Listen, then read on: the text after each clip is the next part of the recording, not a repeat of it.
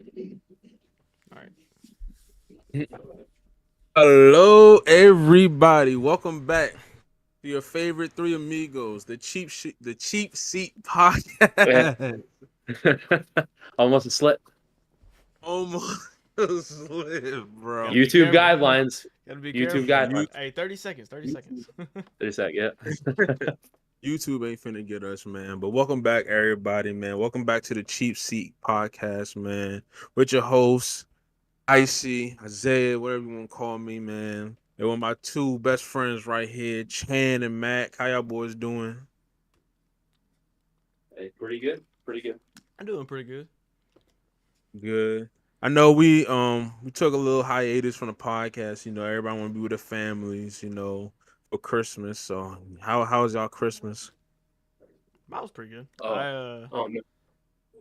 My fault, Matt. I didn't mean to cut you off. Oh no. You good. You. I got me a new monitor. Got me a new phone. Got me a new microphone, as you can see right here. I'm back home right now, so it's pretty good.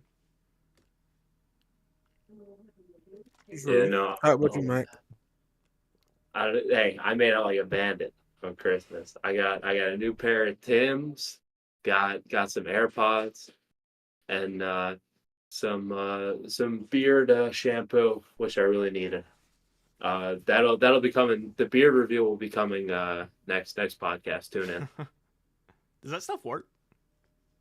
Oh yeah, it feels great. Like if you have like facial hair dandruff or like it feels dry, oh it's Mm, great. You rub it in, leave it there for about 35 minutes, wash it out. Smells good, feels good. I need to try that. I mean, I don't have too much facial hair, but we trying to get there. I mean, we you Absolutely. trying?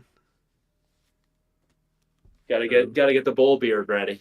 Exactly. I gotta get the orange bowl beard. Yeah, it won't be orange, but it'll. Um, um, I only got money and I got some clothes, so I'm happy. Big drip. Oh yeah.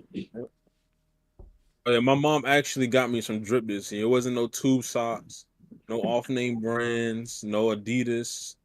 It was actually some nice drip, so I'm happy. Nice You calm got the drip. Gucci bust down. You got the. No, Nah, nothing like that. that's good. Nothing like that. Oh yeah, before I even ask this question that we're gonna start off with, I do want to show the Pop Tarts Bowl trophy, which they're playing right now. Um, it is 7-0 Kansas State over NC State, but this trophy is absolutely awesome. I didn't even realize that this was the Camping World Stadium, or the one in is that Orlando, or is that it's in Florida? It's in It's in Florida, Orlando, yeah. Florida. Yeah, it's in Oh, it's Orlando, in Florida. Okay, it is oh, Orlando. Okay, so I've been to that. Okay, I didn't even or no, I haven't. Maybe I have. I don't know. I can't remember, but I didn't know it was ACC versus Big 12. Yeah, I didn't know that. I swear it used to not. I I didn't don't know know. it was that. It used to not be. I don't think. I feel like Georgia's played in that before. Nah, but either yeah, way, yeah. that trophy is cool. They have. I think they use it twice. I think they've already used it twice this year. I think it was when you guys played Florida, and then I think FSU used it to play LSU in the opener. Oh no, we play Florida in Jacksonville. And then, oh, that's right. I think right FSU and because I know it's you. I know it's used for at least one big game a year. Mm-hmm.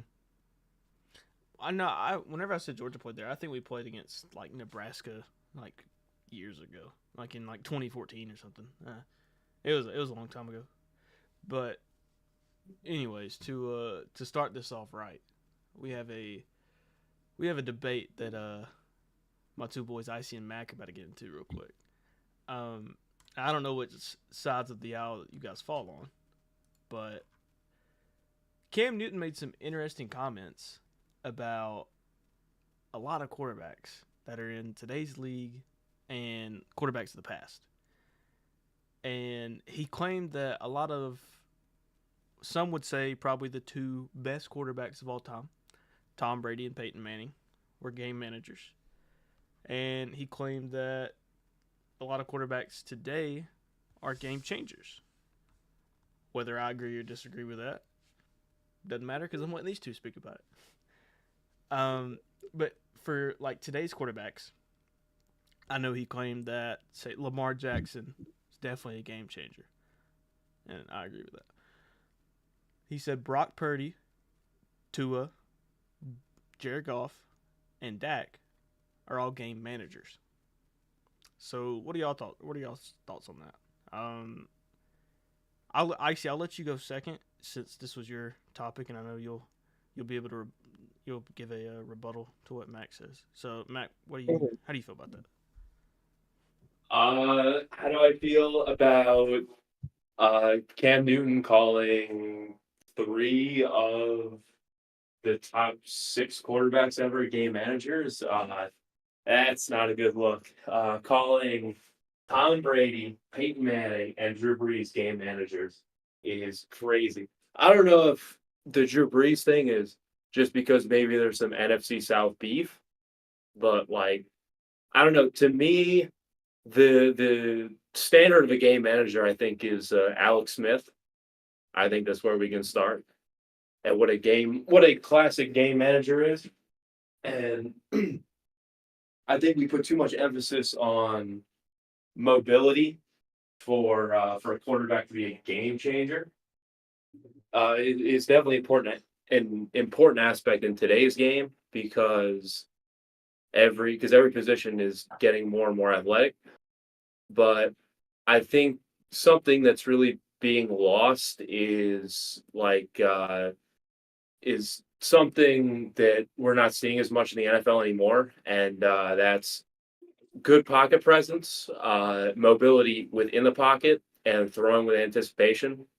I think if you do those 3 things, regardless of if you're somebody who can run or somebody who is a little less athletic, I think that you are a game changer.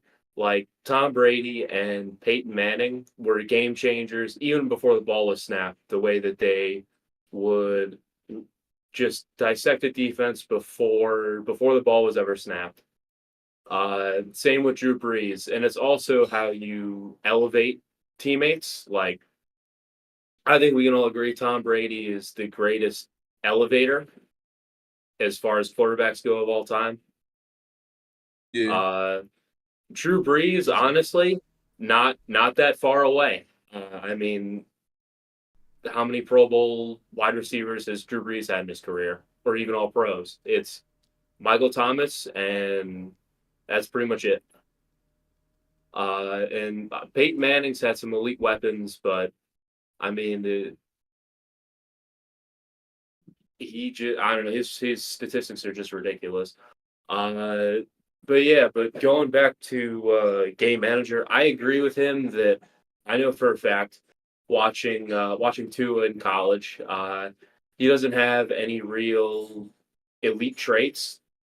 He's somebody that needs the best scenario around him to succeed, and the Dolphins have kind of done that. And it's the same thing with Brock Purdy. When everything's perfect, they're really good. But when you take one thing away, then they're not that good.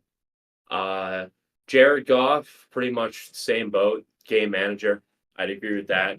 Dak Prescott, I don't agree with at all. I think Dak is for sure a game changer. I think this year he's gotten significantly better at avoiding mistakes. He's gotten better.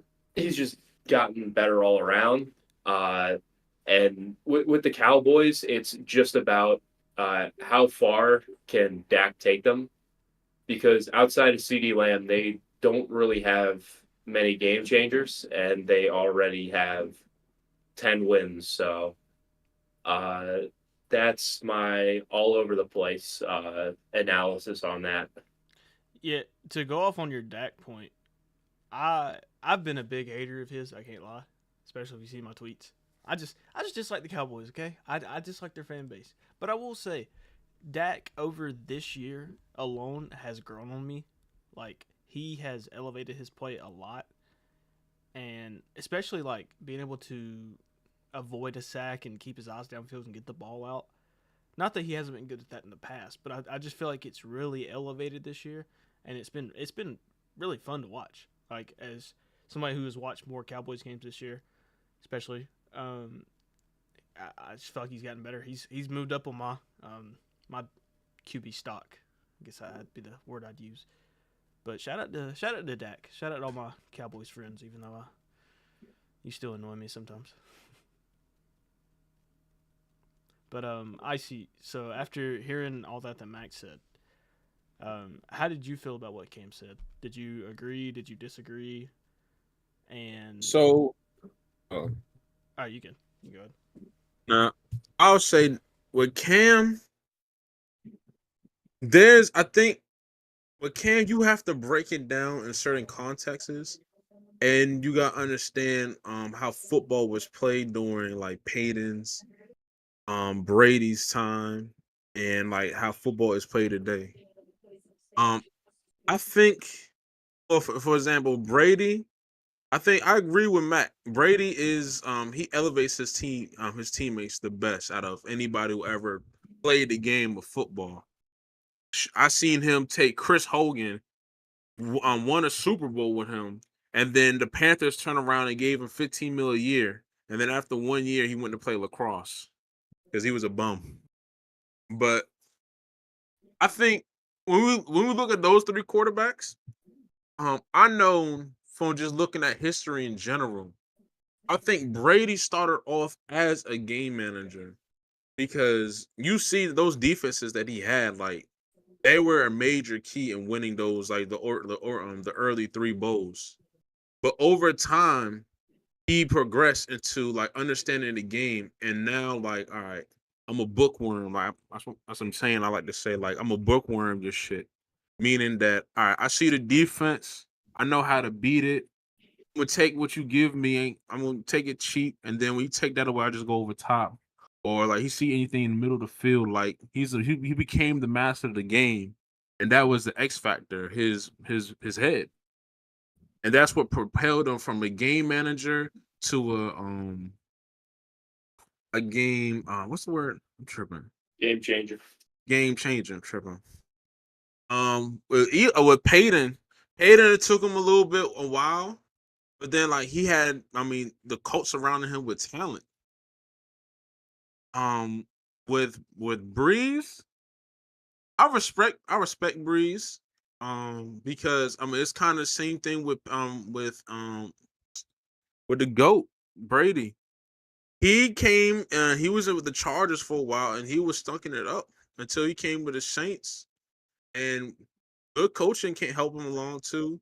But he learned how to read defenses. And I think at one time he was a passing yard leader of all time, something like that. Yeah, all time passing yards leader and touchdowns leader. Yeah. Yep. Yeah. So but I think that was a time where the NFL resented the running quarterback or an explosive quarterback. When we fast forward to this new generation, I look at guys like, all right, let's talk about Dak. Dak, throughout his whole course of his career, he's been like the label put on Dak, he's been like a mid-tier quarterback. This year, and I always fuck with Dak. This year, I think he played he's very an elite. He's playing very elite gameplay. I just saw that first time around the Eagles game, they really started opening up the playbook for Dak. And that's why I still say Dak is still a game manager. Because even though they only have CD around, they're still the Cowboys are still very Dak dependent, and they know that they're still Dak dependent. And are we looking at Cowboys games now? You see Dak, he has to struggle a lot. I seen guys like Lamar. You put Lamar in that offense, I think they win more games. If you put Josh Allen's kind of different. But I know you put Mahomes in that roster, they win more games. I still feel like you put Josh Allen in that offense. If he cuts back off the turnovers, I feel like they will win more games. But I think that offense is way more explosive than what it is.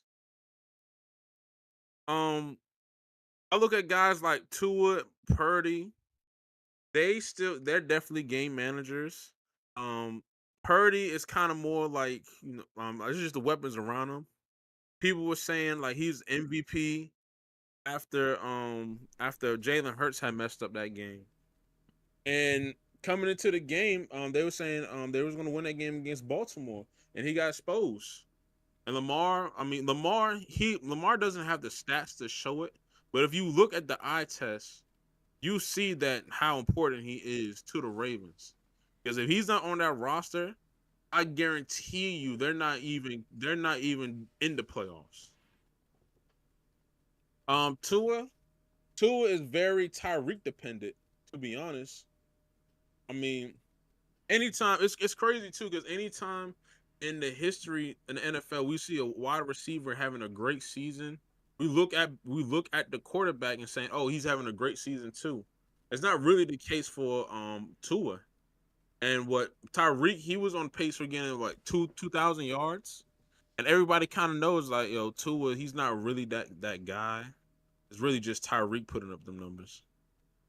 So I think there's a lot of context being put in each and every quarterback. I don't agree with all the quarterbacks Cam has said, but for majority of the part, I do believe it. I do believe some. I do believe some of them though. I'd say for Tua, I would put him in the same, maybe not the same category, but just in the same like idea as I would like Matt Ryan. And what I mean by that is they have a superstar wide receiver that when they're on and they get them the ball, the game is totally different, right? And it's not that they can't throw it to others, but it's like when Julio Jones and when Tyreek Hill are on one, the game is totally different. Like it's not, you're not guaranteed to win, but like you know what's about to happen when you see Tyreek with 9 for 99, right? Like what happened? Tyreek had 9 for 99, and they win, right? Julio, Yeah, like, we could take that Packers game that he had in the NFC Championship game. Man's went berserk, right? And yeah, that's where I would put Tua in the same category as of game and managers. And I love Matt Ryan, and I don't think it's a diss to be a game manager, but I do think in the way that Cam was saying it, it wasn't like a direct diss, but it was more of just like a backhanded compliment. I feel like. yeah. And another thing I wanted to say too is I have been in rooms of like coordinators who's been in pro levels, and I've well my first year of college, I remember he was an assistant coach for I think it was Green Bay, and he had taken a job out of Minnesota, and he was an OC, oh no, a DC. He was a defensive coordinator, and he was breaking it down like we know Aaron Rodgers is like he's like a threat. He like they had like the S tier, A tier, B tier, like they had that for players, and you can see like even in lower levels of football, like in college, you see like how game plans are switched up depending on all right, this kid on the outside is an X factor, or the quarterback's an X factor. And then you see guys that be like, all right, we just really got to worry about the running back and the offensive line getting pressure in the trenches, or the guy on the outside. Like, we take him away, we want to see how their offense is going to do. And then that's what gives birth. Like, once you take a quarterback's weapon away, if they can overcome and win the game, I think that's what molds them into a game changer. Because now it's like, all right, we take your one away. What you gonna do? Oh, you put it up. You put up 300 on us, bro. You changed the game. Yeah, that's what I would say for Oh, I had an example. But Tua, right? Like that offense looks totally different whenever you take Tyreek out. But I understand at the same time, like you have to, I guess, sympathize with him because it's like Tyreek got hurt, and I mean, it's not like they had a long time to prepare their offense. Because I mean, you base that offense around Tyreek. Why? Because he is the game changer of that offense. They also have Jalen Waddle, who is also he could blossom into that game changer category, but it's for that team, it's Tyreek Hill. Because I mean, Tyreek Hill is one of one.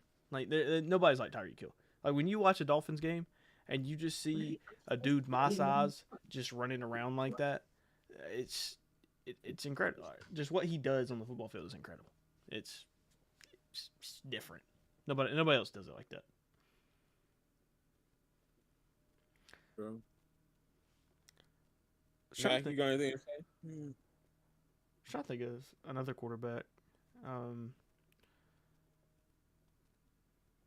maybe not quarterback, but like a going off of the what you were saying about whenever you take their weapon away. I'd say another factor is what they can do in a pocket and how they can manipulate it. And I feel like that's why Lamar Jackson has really solidified himself as a game changer, not just because of his running ability, but his ability to move around in the pocket now and keep his eyes downfield. And another quarterback that can do that, that's really young, but he's been doing it since his first year at Alabama, is Bryce Young. And Bryce Young's pocket presence is, for at least in college, it was out of this world. I mean, now he doesn't really have a pocket. It's more of That's just, hut, and then they're in his face. But when he has a little bit of time, maybe he gets a little pressure from his back. Just his ability to be able to move around. Like if you go back and watch his Alabama days, for anybody that doesn't watch college football, like just go watch the Texas game. Watch the Texas game of them at Tennessee Texas. game. Yeah, the Tennessee game. Exactly. Yeah. It's incredible. Like that's the one thing I've always been probably the highest on about Bryce Young in his game is just his ability to not take a sack. That's why I think he can be a game changer. Same with CJ as we saw in the Ohio State game, the Ohio State Georgia game. And I got a question for both of y'all. Where would y'all put Matthew Stafford? Oh, Game changers or game manager? Matthew Stafford is easily a game changer. The fact that they traded Jared Goff for Matthew Stafford, same roster, and yeah, he led the league in interceptions and turnovers, but they went on a run. They won the Super Bowl. They played some pretty stiff competition outside of the Cardinals, who stunk. They went in. That's also something that game changers can do. Like going into Tampa that year against a 13-win Bucks team, who, albeit wasn't the healthiest, but still they were up pretty big. Sure, they let up a big lead, but it was Matt Stafford in the end who brought them down the field for the game winner and essentially won them the Super Bowl. And then, of course, shout out to Cooper Kupp, Triple Crown leader that year. Mm-hmm.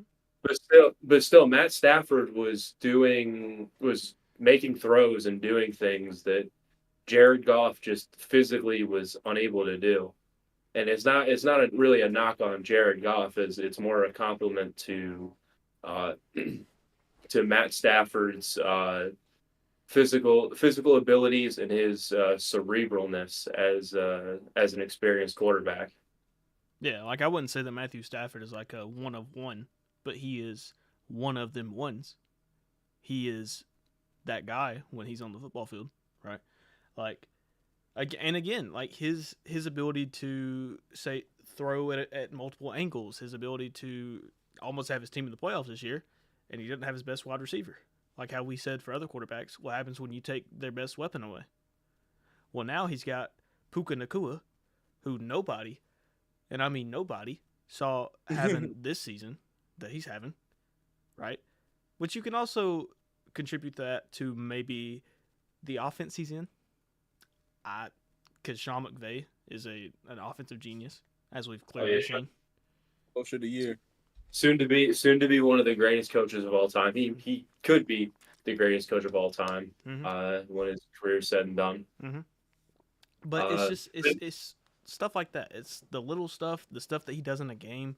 That's what that's what I've started to see out of.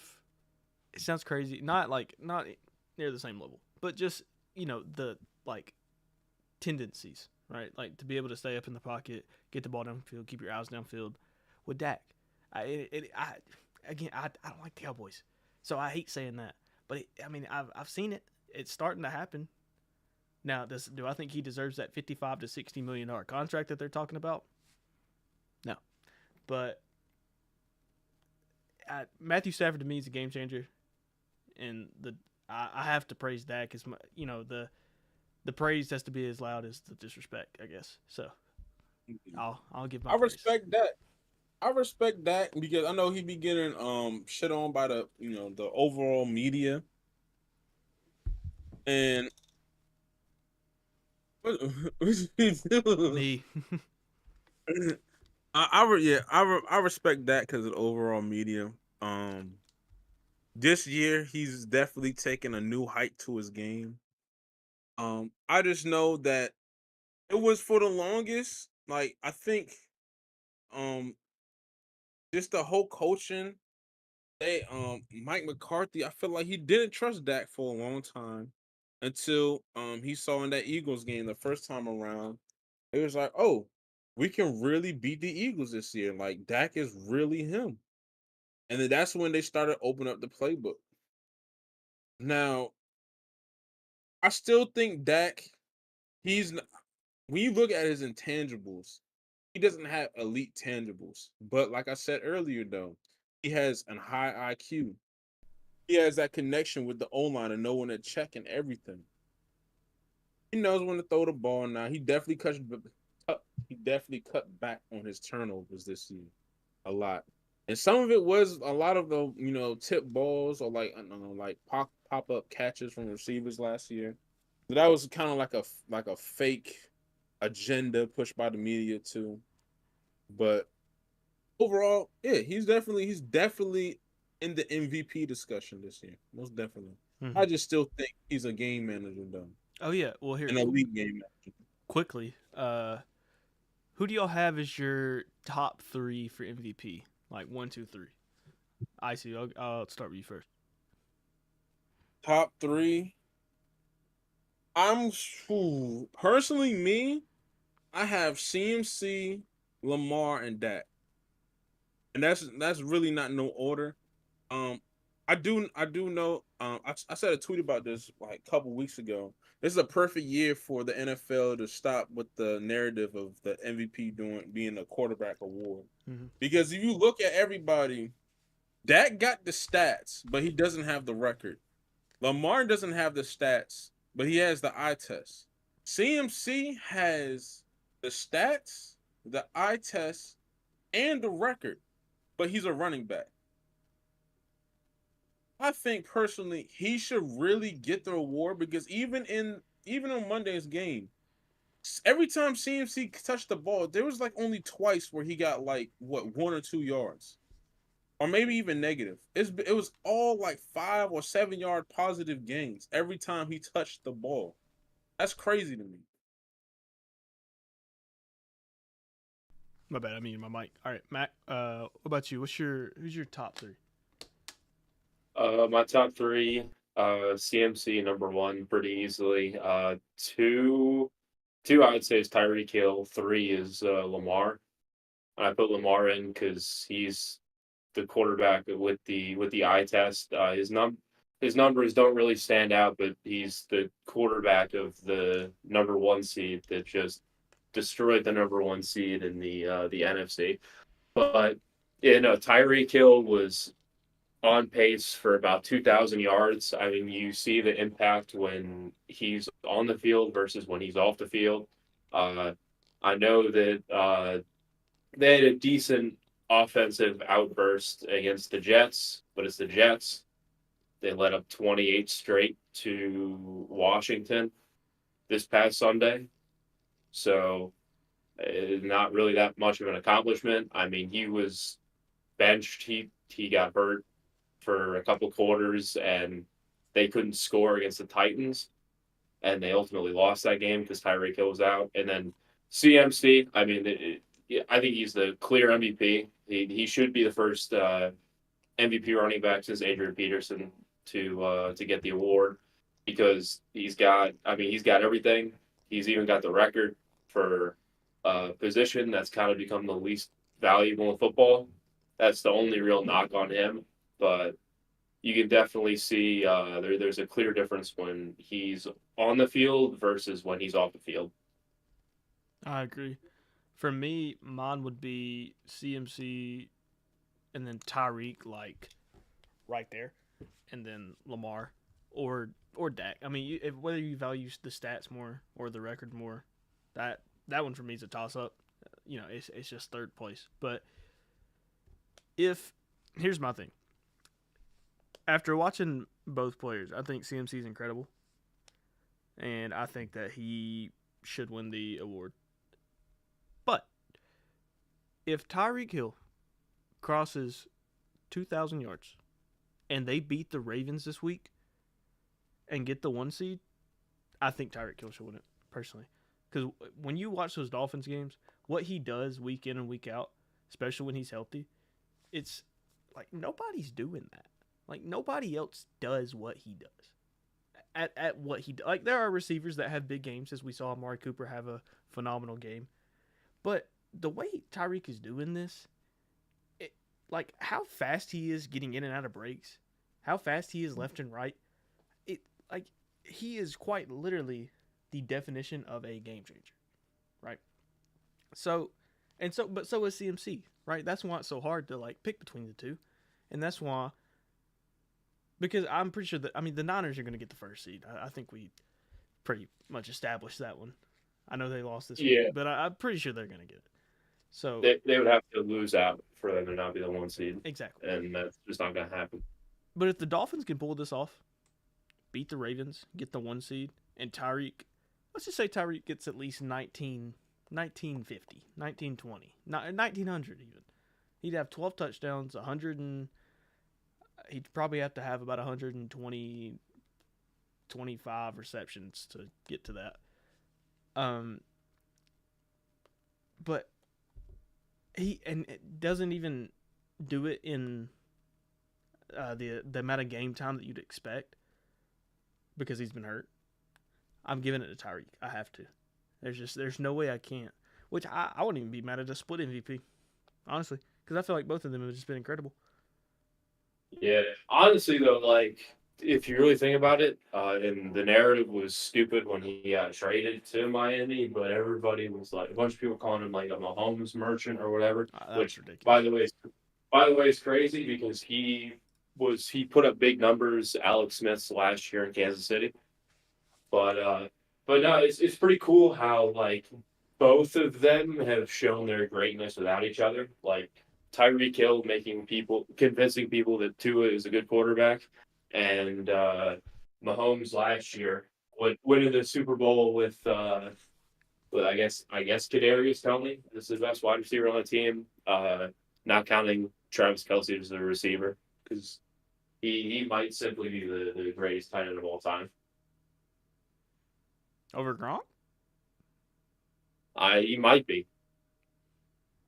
He's got the longevity. He's got the stats. He does.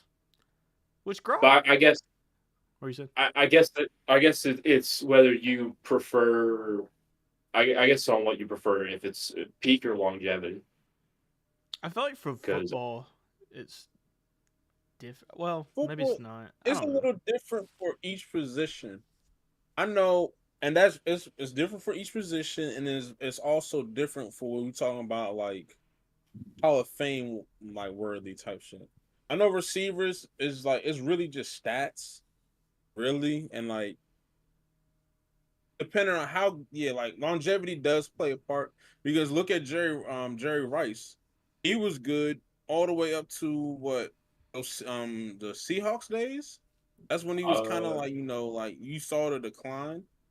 He's kind of probably when he was a Raider. Yeah, you could. Yeah, you were like the eye test showed like when he was a Raider, he kind of started going down a little bit. Julio, I've always said Julio. I think it was just the injury wise when he was in Tennessee, because now he's kind of like a shell of himself. They usually use him in like red zone packages. Um, AB kind of the same. I mean, he was peak was in Pittsburgh most definitely. Even Randy Moss. I mean, Randy Moss said, he he plays hard when he really wanted to, and like you could see that in all the spots where he was at. But yeah, for every position is different. Yeah, and you said peak versus longevity, and I feel like somebody would hear that and then try to compare it to, say, basketball with LeBron and Jordan. But I feel like it's different. I don't know compared to that one, simply because of Uh, how long LeBron has been doing this. Like nobody has. That's why like that just that comparison. Not to bring up a LeBron versus Jordan debate, but that's Yeah, just why I feel like it's yeah, different. Yeah, but we not respect to LeBron though. let's not get into that not to. territory. Ooh, I just feel like that's it's been. different than that. Like if you're doing a It peak is a versus little. longevity, I feel like it's different. I think people in football value peak over longevity because longevity is very difficult in the NFL versus the NBA. Hmm. All right. Yeah. Is that enough for the game managers and game changers? Yeah, probably because we just went Yeah. from that to peak to longevity. My bad. Moving on to the next topic. I know in the podcast before we talked about our favorite teams, but there's about what 2 more weeks left in the season, or like one more week after this coming week. Um, looking like me, Mac. I think Chan, y'all kind of still have a chance to make the playoffs. Maybe no, no. All right, I won't even I mean, entertain we that. do, but Uh, it ain't looking good. yeah, Bucks Yeah, would have to lose out pretty much. Saints would have to Well, I mean, we can split still it. make the wild card, but teams would have to lose out. yeah. So quickly touch. Let's touch on like what's the future looking for. All of our teams. In the NFL, our favorite teams in the NFL. See what we're gonna do in the draft, what we need, what is our weaknesses, and what we expect going on to next year. Mac, you want to? Well, Chan, you want to start off? I can. What Well, we're still in the hunt for the playoffs. We don't control our own destiny though. Our final two games of the Bears, or actually they're both away. At the Bears and then at the Saints, two winnable games. But I say that, and we lost two winnable games versus the Bucks and the Panthers. So that's tough. But one thing I want to point out is I need our offense to change. And I don't mean the personnel, because I think the personnel can work. Now, we need a quarterback, but every single other part of the offense, I feel like it can work. Our defense, I think it's great. I think our defense is fine, because we've only allowed 30 points one time this year. But sadly, we're still 7-8 when I say that. Um, I believe that we need to get rid of Arthur Smith. And the reason I say that, somebody made a great point that was the Falcons' offense looks like the 2015 Warriors if they ran the offense through what were the names? Zaza. Festus Ezeli and Andrew Bogut. Yeah, it wasn't Zaza. I about to say Zaza, but that is exactly right. Like doing that, besides running it through the Splash Brothers, besides running it through Kyle Pitts, through Bijan, and through Drake London, which is another topic that I'll get into in a second. But like not using your best players, it's ridiculous. Like we literally do not use our best players. We take our best players and use them as decoys. We use them as posters. Like it's the dumbest thing I've ever seen. We got Kyle Pitts being a decoy, so Jonnu Smith can take a tight end screen all the way for a touchdown. Like we can't swap that and have that run because right now teams aren't afraid of Kyle Pitts. Why would you be? It's not like he's doing anything. He finally did something against the Colts, and it's not his fault. It's an Arthur Smith problem, and it's not a personnel problem, as we saw, because we just beat a playoff team. Well, an in the hunt playoff team, but it's just annoying. Like to have a running back like Bijan, who you could possibly argue is already like top 7 in the league, but he hasn't been able to show it though. Why? Because he's not on the field. Like he's not on the field in red zone scenarios. He's not on the field in within 5 yard scenarios. He's not on the field when you start the game. He's not on the field when you're on first and second down trying to get yards to get a first down. He's only in on a third down, like a 3rd and 8, and then you run some stupid end around where you throw it back to him and then he can't do anything because 3 people are in his face. It's the dumbest thing I've ever seen in my entire life, to have all these weapons and just say, hey, I could use them, but why? It's just annoying. We also need a wide receiver too, because when Matt Collins is your wide receiver too, I don't know what you're expecting to do. Like, I love Matt Collins, respect him. Actually, I don't know if I do, because he went barefoot before that Panthers game, and I'm blaming the loss solely on that. He didn't even play in the game, and I'm blaming it on that. But yeah, there's a lot of things that I'd love to change about this offense, but not a lot of them are personnel. I mean, obviously Desmond Ridder, I want to get him out of here, but I mean, Heineke did great against the Colts, and he's only played in 2-3 games. Came in, almost beat the Titans. I mean, I'm not hometown guy. If worst comes to worst and we have to run it back with Taylor Heineke, if he could just, I mean, I say this as a person who just watches football for a living and didn't play past 5th grade, but if he could just have a little anticipation on these routes, maybe that means just being with the team for a little bit, I feel like we would have at least 10 wins if he played the whole season. 11, which my prediction was 10-7, and sadly we have a Desmond Ridder problem and an Arthur Smith problem, so we didn't get to that goal, but we have that potential. Maybe higher, because if you look at all of our losses, I mean, we would have lost the Lions game, we would have lost the Jags game, we should have won the Commanders game, we should have won the Titans game. Well, we were getting cooked in that. I don't know, that's a little toss-up.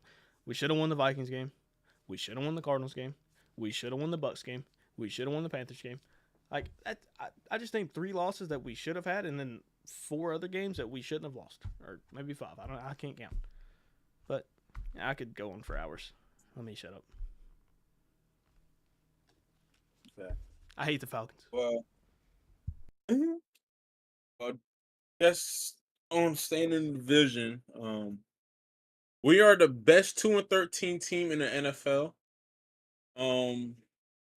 It's been,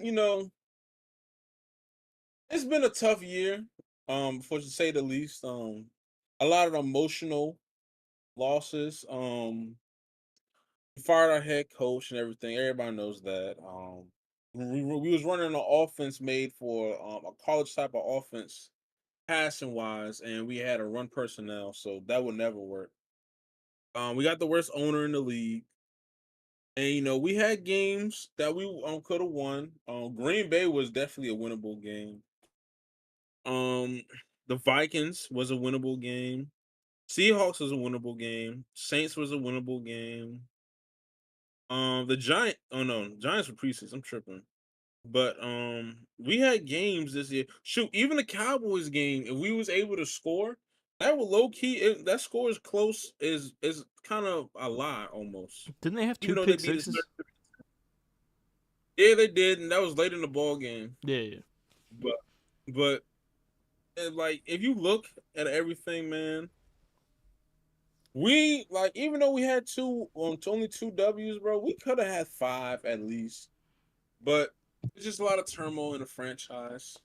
And I know everybody, was getting on Bryce's. I don't think I can say that in YouTube, but everybody was getting on Bryce's crotch area, and saying that he was, he's bad. He's not a good quarterback. You never had an offense. His O-line, it's been a rotating cycle of like people coming in playing guard and tackle. Well, not tackles, but really just interior wise, just guards. our first round pick from I think it was the 2020 draft or the 20 or the 19 draft. I forgot. He's digressed a lot. Receiver wise, Adam Thielen. Oh, bro, Adam Thielen's been. He's going to be in 1,000 yard. He's going to have 1,000 yard a year this year, which is crazy. I'm hopefully we can go out and get a wide receiver like T Higgins. Come, have him sign back to Carolina. Come back to the Carolinas and play. Um, what else? Our head coach, Ben Johnson, is out there. That's what everybody likes to see. I don't know who we're going to get, and I think I will say this: shout out to Temper because even after he fired Frank, he took the step back and said, "Yeah, like I know I'm kind of the problem, and I want to win games." Um, it kind of sucks though because when looking at everything, we got my favorite player on the roster, Frankie Louisville. I don't know if he's going to be resigning back. Brian Burns, I don't know what we're going to do with him. Maybe people was like, he's kind of been sucky this year or ass this year. And I was like, maybe he just don't got nothing to play for. Like there's no spark in him to play for anything. That can happen too. I don't know what we're gonna do with those players, but surprisingly, we have a decent defense. We have a defense that can get stops and get off the field. Some say that we have a playoff type of defense. That's debatable. I would say that is debatable. But some weeks, the last 2 weeks have been kind of iffy. But majority of the weeks when everybody's been healthy, bro, we have balled out. Mm-hmm. I think going into next year, I do think people. I think there's 2 games left. I know we got to play the Jags this week. We're probably gonna lose that game. Cool. Then we got the Buccaneers. I just want to see development for Bryce. He played. I think he played the best out of all the quarterbacks in the league. This past weekend. He balled out crazy. He balled out crazy. I just want to see more development. Going into year 2, we do need wide receiver. Only 3 wide receivers I think that should be on the team next year are ISM, Mingo, and Thielen. What else? I do like my man's the Viscous Chenault, and I do think we need to change him to more of like a Cordell Patterson role and make him like just a straight athlete. Just call him an athlete because he can go. I don't think he can get so much separation, but he's a good out the backfield. He is very good in my eyes. Draft should be just straight offense. Try to find gems. Also we need to fire Scott. Scott need to get out of Carolina. And yeah, that's about it. Really. We just need a straight offense. Get Bryce a guard. We have I think we're probably gonna have we don't have no everybody wanna clown us saying like, yeah, we don't have a first round pick, cool. We're gonna have the first pick in the second round. And there's probably if there's a wide receiver that drops, I feel like there's always gonna be that one guy that should have been picked up in the first round just somehow slips down to the second. And if that's an offensive guy, we should pick him up no matter what. Outside if he's like a tight end or anything or running back. If he's a tackle, if he's a guard, if he's a wide receiver, pick him up. I will say who you're talking about, Troy Franklin. That's who that'd be a name. That'd be a name. Oh yeah, That'd be a name. that's a name. All right, Mac. How you feel about your Patriots this year? How you? What can I say? I hate this team. Can't be happy if they can't rooting for them to lose. Can't be happy when they win. They somehow have 4 wins. I don't know what Mike Tomlin was thinking starting Mitch Trubisky in the year of our Lord 2023. But here we are. Let's see. What sucks? Defense is good. That's about it. drafted a kicker that can barely kick, except when he's in Denver, apparently. Who And did y'all even draft? we drafted Chad Ryland out of Maryland in the go figure kicker in the 4th round. When there's so many holes, why not? The Patriots right now are the joke of the NFL, laughing stock of the league. We have what was it? We need about 4 new wide receivers. The only good one is Demario Douglas. That guy's kind of a stud. Having almost 60 receptions with close to 600 yards, with Mac Jones and Bailey Zappi throwing you the ball is pretty impressive. Sadly, Juju will be back another year because the dead cap doesn't make sense to get rid of him. Tyquan Thornton, I would trade for like a 2028 7th round draft pick. He provides almost no value. He's pretty fast, and that's kind of his thing. Except he's terrible at route running. We have a bottom 5 head coach in the league. Hopefully, somehow at the end of the season, they tell Bill that you're a Brady merchant, and they either part ways or they could easily convince Dallas that he's the missing piece for their head coach. I would have said Washington, but Washington's 1st round pick is way too high for them to give up. Just need a lot of change this offseason. Need an actual rebuild, minus the defense. Get some new blood in there. Don't touch my goat, Ben Johnson.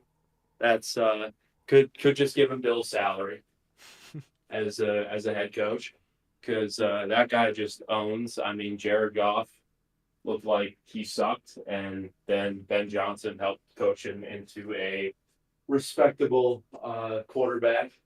And the Lions' offense is usually pretty good on Sundays, and he's the one calling the plays, which is pretty important. So hopefully they make him the head coach, and then they get a GM, preferably Kansas City Chiefs assistant GM, Brown graduate, New England guy. Kind of makes sense. The Chiefs do pretty well at drafting, despite having pretty low draft picks. What else? Free agency. I think if there is a new regime, that they're going to want to start off with a bang. So they'll probably spend a good amount of money on, obviously, wide receiver. I mean, as I said, T. Higgins is there. What he failed to mention is we have the most cap space in the league. So we could give T. Higgins more money, realistically. Probably spend a little bit on offensive line. Going to need a new left tackle. Trent Brown looks pretty bored. Doesn't want to be here. That's fine. Guy was having fights with Dante Hightower in the buffet line a few years ago. True story. But no, the offense needs to be totally remade. I think Bailey Zappi solidified himself as a backup. Hopefully the strength of schedule of Washington declines over the next couple of weeks, and we can sneak past them for the 3rd pick. That way, with the Cardinals having Kyler Murray, it's basically who either wants to trade up to number 1 or if the Bears are going to take a quarterback. More than happy to take either Caleb Williams or Drake May, as per my profile pic on Twitter. Would love me some Caleb Williams, but Drake May is really good too. So, I mean, we'll take it. What else? I don't really have anything to talk about with the season. Season's been pretty awful. I've been talking about moral victories for about 3 years now. There if, ands, and buts, but it just doesn't really cut it. Could have beaten the Eagles. Could have beaten this team, that team. Doesn't matter. They didn't. They stink. Not good. Total rebuild.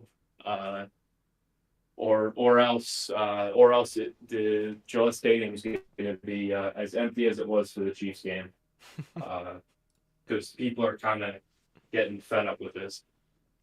Hey, welcome to my whole life as a Falcons fan. I mean, really, welcome to my whole life. It's been sad. Oh, that's right. And also, shout out to like all the older people that are like, yeah, well, you shouldn't enjoy football. Like, you should just accept being terrible.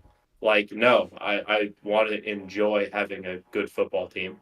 Yeah, You know, it's fun. life is already kind of bad enough. Like, I don't need a football team that sucks. And also, back when they were younger, the Patriots were awful. We're an awful franchise. And once you win championships, like your expectations are supposed to rise. They're not supposed to be like, oh well, we won one, so like now it's time to sit around and go around in circles and be terrible now. Like no, like have higher expectations of your team and your franchise. I agree. But yeah, no, full rebuild.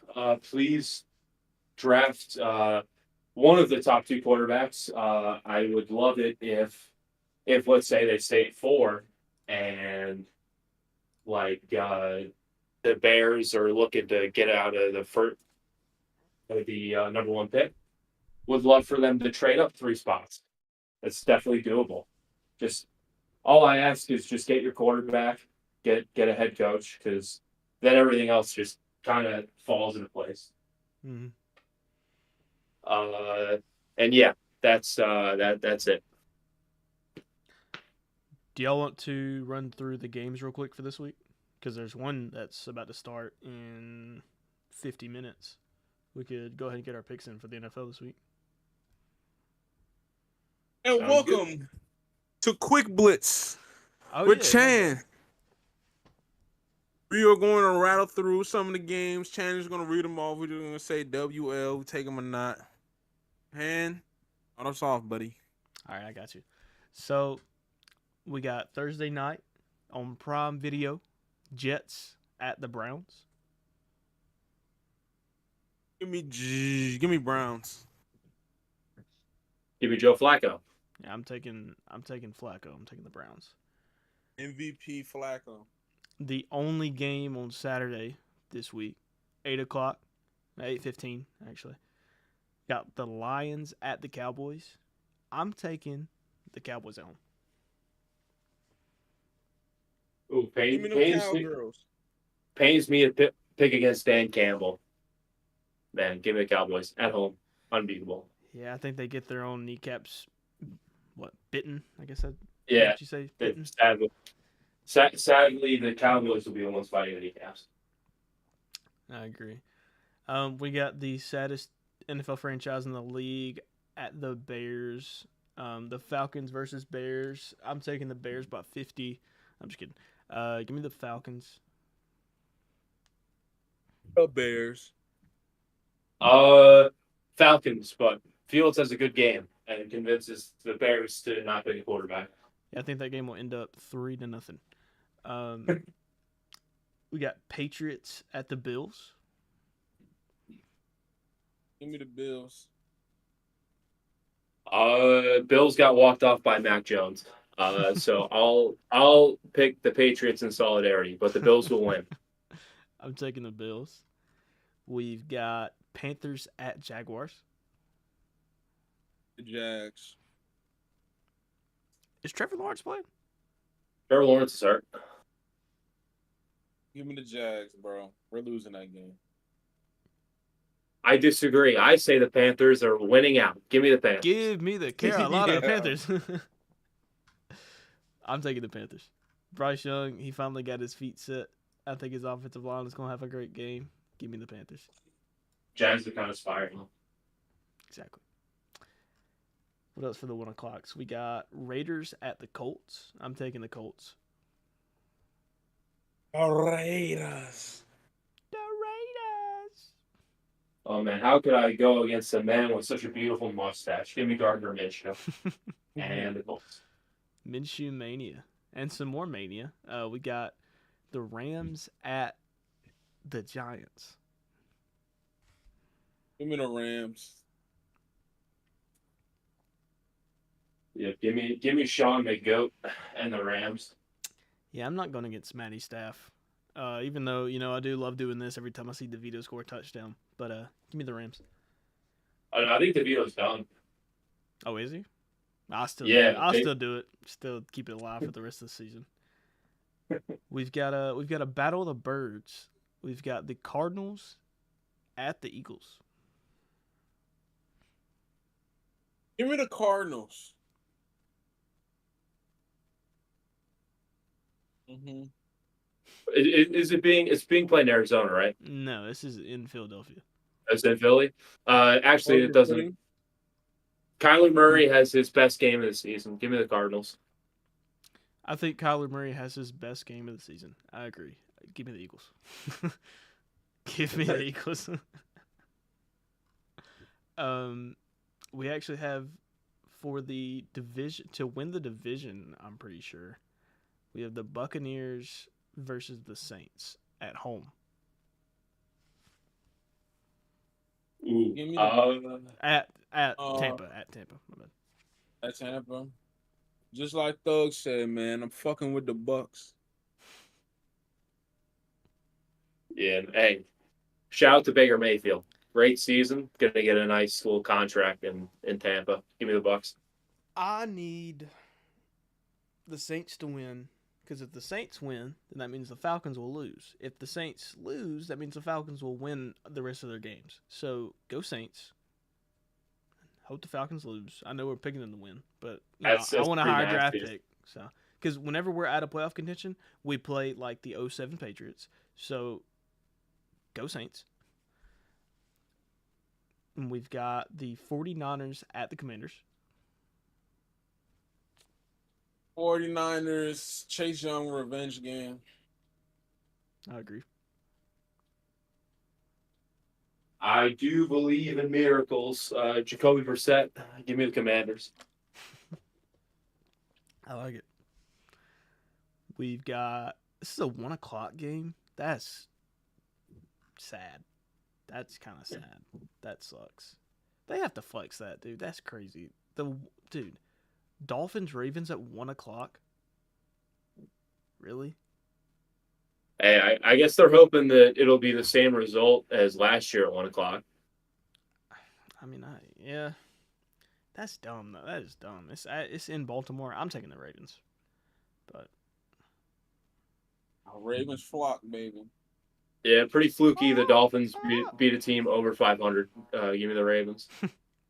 They beat a team who also can't beat teams, so they're over 500. Yeah, pretty much. Except when they're at home. That is true. We've got what is that? Titans and Texans for the last 1:00 game. Battle of Mid, yes. Give me the Texans.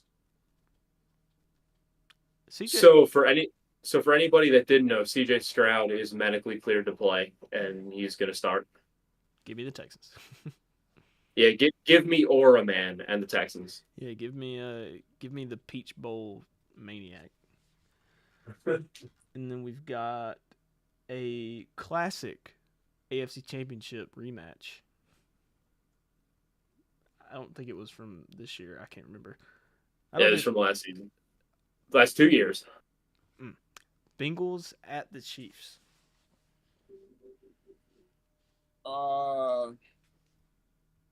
Chiefs. Give me the Chiefs. Chiefs defense is elite, so give me the Chiefs. Yeah, I'm not too. I just don't really see Jake Browning winning that game, and I really don't see them doing it without Jamar Chase. He's not playing, right? Oh no, he's playing. Oh, he is. Never mind. Well, maybe they have. Chase. He was talking mad shit about the Chiefs. He was. We've got Steelers at the Seahawks. I'm taking the Seahawks. Give me the Seahawks. Yeah, give me the Seahawks. All right. We've got Chargers at the Broncos. Give me the Broncos. Give me the Broncos. Are they sitting Russell? Well, yeah, they are. Yeah, they're sitting Russell. They might cut him. Who's their backup? Oh, Auburn legend. legend. Stidham? Stidham. Yep. All right, Hey, so but Give you me remember Jared Stidham. This time last year, you came out and balled out for the Raiders. I Yeah, believe. give me Stidham. I'm taking Stidmania. The Stidman.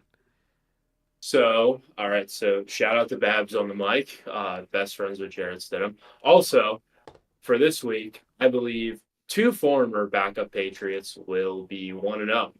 Broncos. Who are the Broncos? And then to cap the week off, not just the night off, but the week off, we've got Packers at the Vikings. Give me Both Vikings. 7-8. The Vikings seem kind of dead on arrival. Jordan Love, big game. I think Packers. I think this will actually be a really good game. I'm gonna take. I don't know how they're gonna look with Jaron Hall. I mean, I know that they're a great team. They got JJ back. You know what? Give me the Vikings, man. Shout out D, shout out Evil, even though he's the worst captain I've ever seen. Yeah, that's true. Give me the Vikings in a close one, very close. Possible OT game. I'm calling it right now. And mid off to end all mid offs. All right, and we've also got some college football. If y'all want to run through the rest of the bowl games real quick. Oh, absolutely. There's been a lot played already. We're nearing the end of bowl mania, sadly. Getting kind of closer to the best time of the year, but even that means that we're also closer to the worst time of the year, which always sucks. And we've already ran through these games, but there's been a lot of opt-outs. Well, I don't think we did all of them, but there's been a lot of opt-outs in these games, and it may have swayed our choices. So, actually, I'm probably we'll just do it real quick. It won't take long. I was going to just do the New Year's 6 and the CFP, but there's not that many. Yeah. Here, real quick. We've got Clemson versus Kentucky. Clemson. Yeah, give me Clemson. Yeah, I'm going to take Clemson. We've got Arizona but Arizona versus Rex and JC's Oklahoma Sooners. I am expecting Oklahoma to get a dub tonight. That's all I'm going to say. And if they don't, if they don't, all hell will break loose on Twitter tonight. Is it really? I think Arizona is gonna kind of handle Oklahoma because of the opt-outs. Yeah, I think Arizona's winning that game. All right, who else we got? We got Oregon State versus Notre Dame. The Tony the Tiger Sun Bowl. Give me Notre Dame. Yeah, give me Notre Dame. JC told me to read my comments. JC, real quick, he said the Chiefs haven't won a home game since October. We're not winning. I didn't even know that. It's tough. Also, just messed my whole thing up. That kind of sucks. It's back. Okay. If anybody's watching the stream, if you can't tell, I really have to use the bathroom. I am moving like a maniac right now.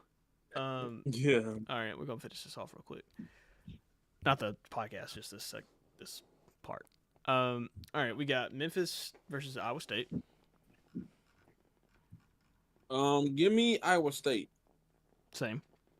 Yeah, I will take Iowa State. I'm making a new parlay as we speak because SMU absolutely killed two of mine. Hmm.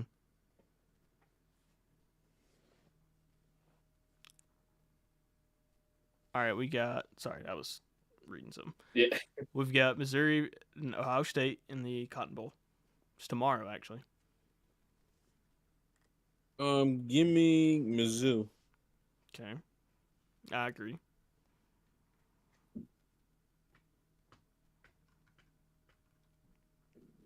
You there, Mac? What's that? Oh, sorry. What was that? Go ahead. Missouri and Ohio State. Give me Ohio State.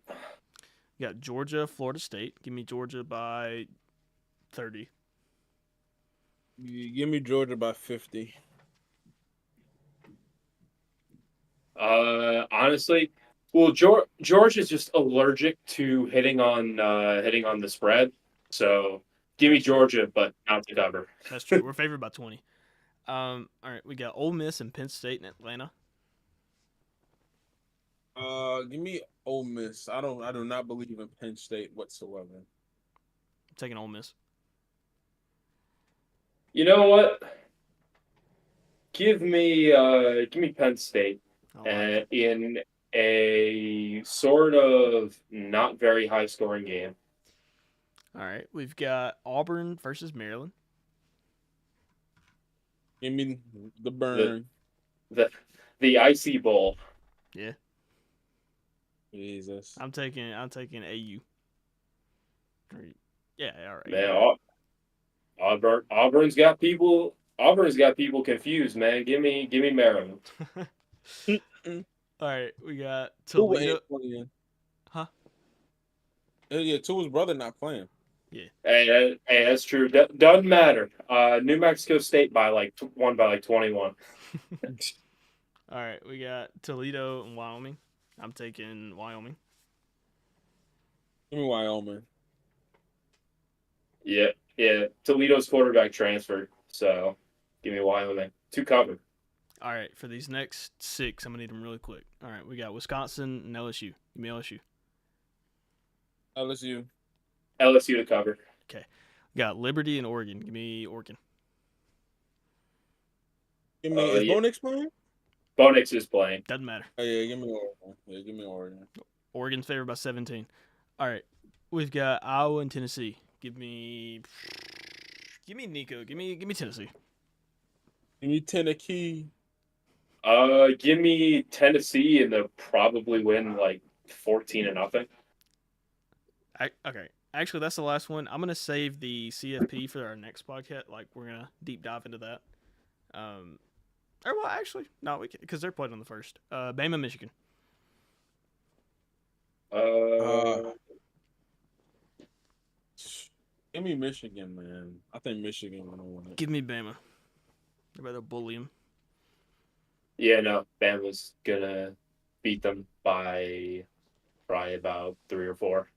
And then we got Texas, Washington. I got Texas. I got And- Texas. And y'all can discuss that if you want. I'll be right back. I got Texas. Let's see. Give me. You know what? I've been betting against them all year. I'm gonna take Washington against Texas. Yeah, that's it's kind of toss up. I ain't gonna lie. Yeah, I don't know. I think like they what were they? They were Texas only favored by 4.5. They were 9-point underdogs to Oregon, and they absolutely showed up. So gotta give them mad props, and they'll. I don't. As much as I don't believe in Michael Penix's knees, I think they'll be enough to get them into the championship game. Hmm. Okay. Well, who do we have winning the college football playoffs? I have Texas and Michigan, and I feel like it's tough. I feel like Michigan might get it done this year.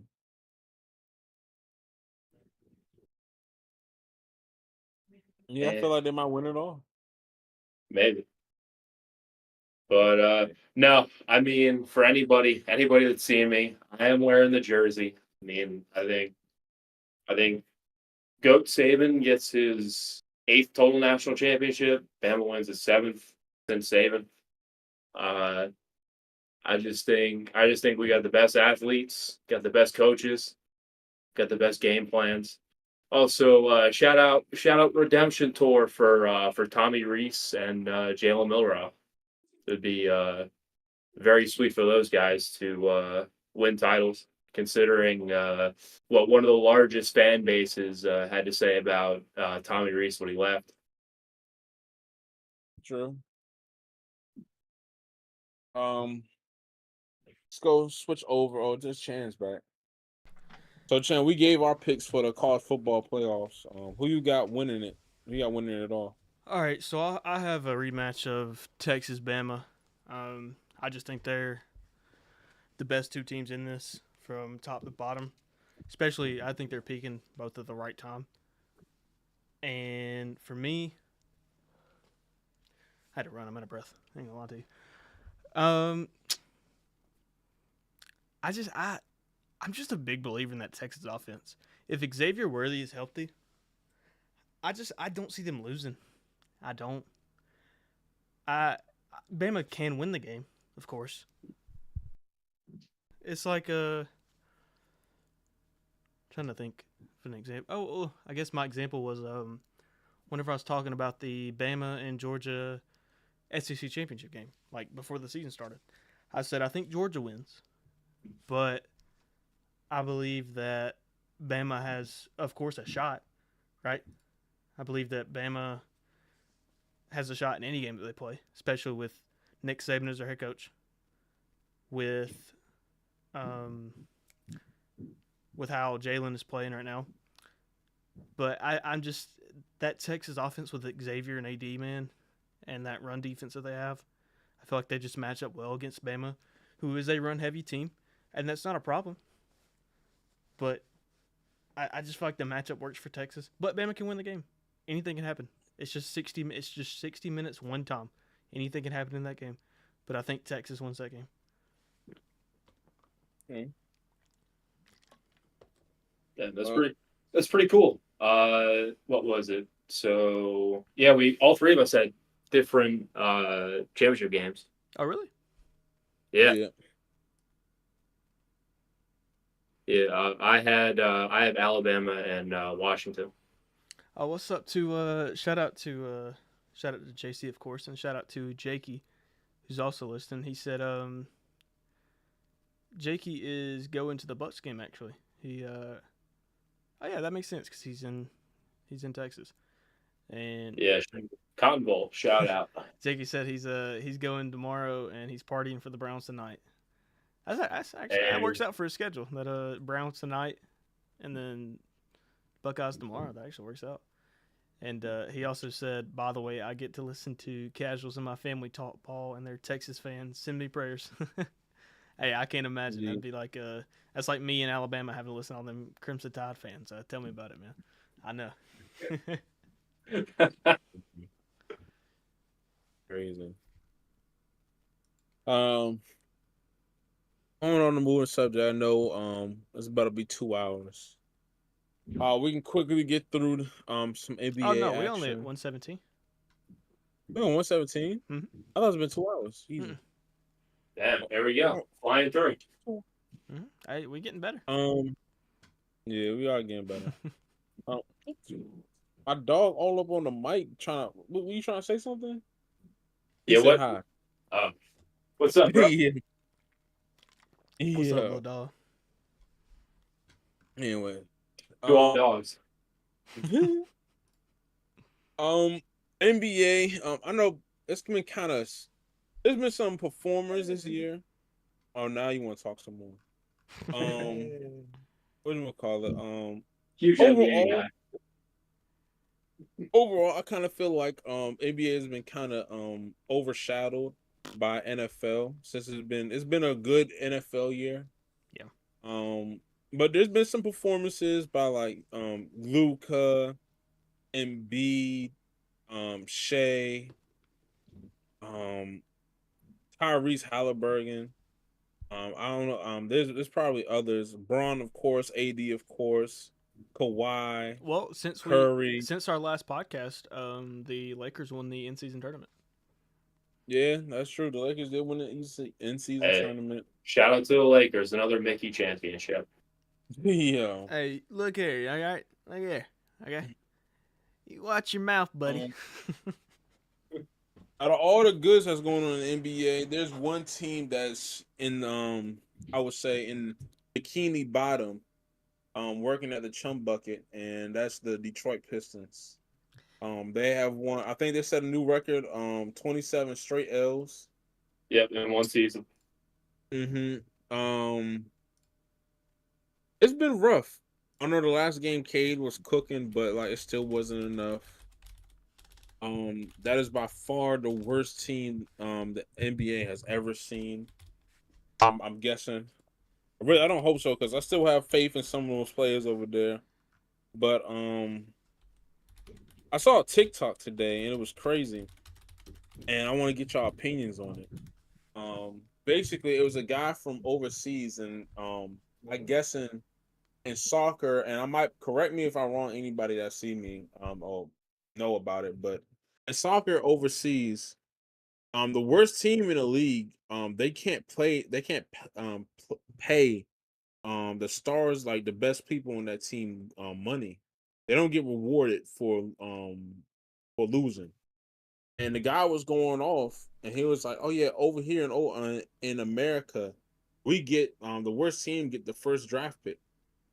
You talk about And Zlatan. Yeah, yeah, Zlatan. yeah, and it raised a question. And then he brought in the regular season, and it was like, well, overseas the regular season actually matter because when you do good, then you get rewarded. Over here, you can just literally lose all the games and you get rewarded, but it brings down the value of the viewership. You feel what I'm saying? You, And what were you saying? My bad. well, Well, no, I was I was saying, gonna answer your question after you finished. I thought you were done. That's my on, bad. yeah, but I was just want to say, like, what's y'all take on it? I know for me, I do think that in the NBA, even with the in season tournament, is going to bring more. Like they always trying to find more ways to bring more viewership. And then if y'all saw the viewership for Christmas Day, it was like what? Shoot, it was 25. horrible It was for the about NBA. 25 mil per NFL game, and about the Lakers and Celtics got 5 mil, but the others got like two, max two. Two max, and it was bad. And people on Twitter was talking about it, and but I'm like, yo, I know basketball is more of a a worldwide sport than football, but I mean, Jesus Christ, they just got killed. And over the past years, Adam Silver, he been trying to contest with the NFL and having NBA games like a lot of Lakers games on Sundays, but even you showcasing Braun ain't gonna help it. Trying to get the ratings up. Yeah. Because either you're not having them on a nationwide, like even like you're not gonna have them shown on ESPN or anything. It's just not gonna help. So I guess my question, I just want y'all take on the whole thing. I can go first if you want to, Mac. I have probably not a long-winded answer, but I've been thinking about this for a while. But if you want to go first, you Hey, can. go ahead. All Go right, ahead. cool. So, yeah, that's not gonna work here. Problem is we have multiple leagues that we're talking about, different sports leagues. We have the NFL, the NHL, the MLB, the NBA, and the one that he's talking about, the MLS.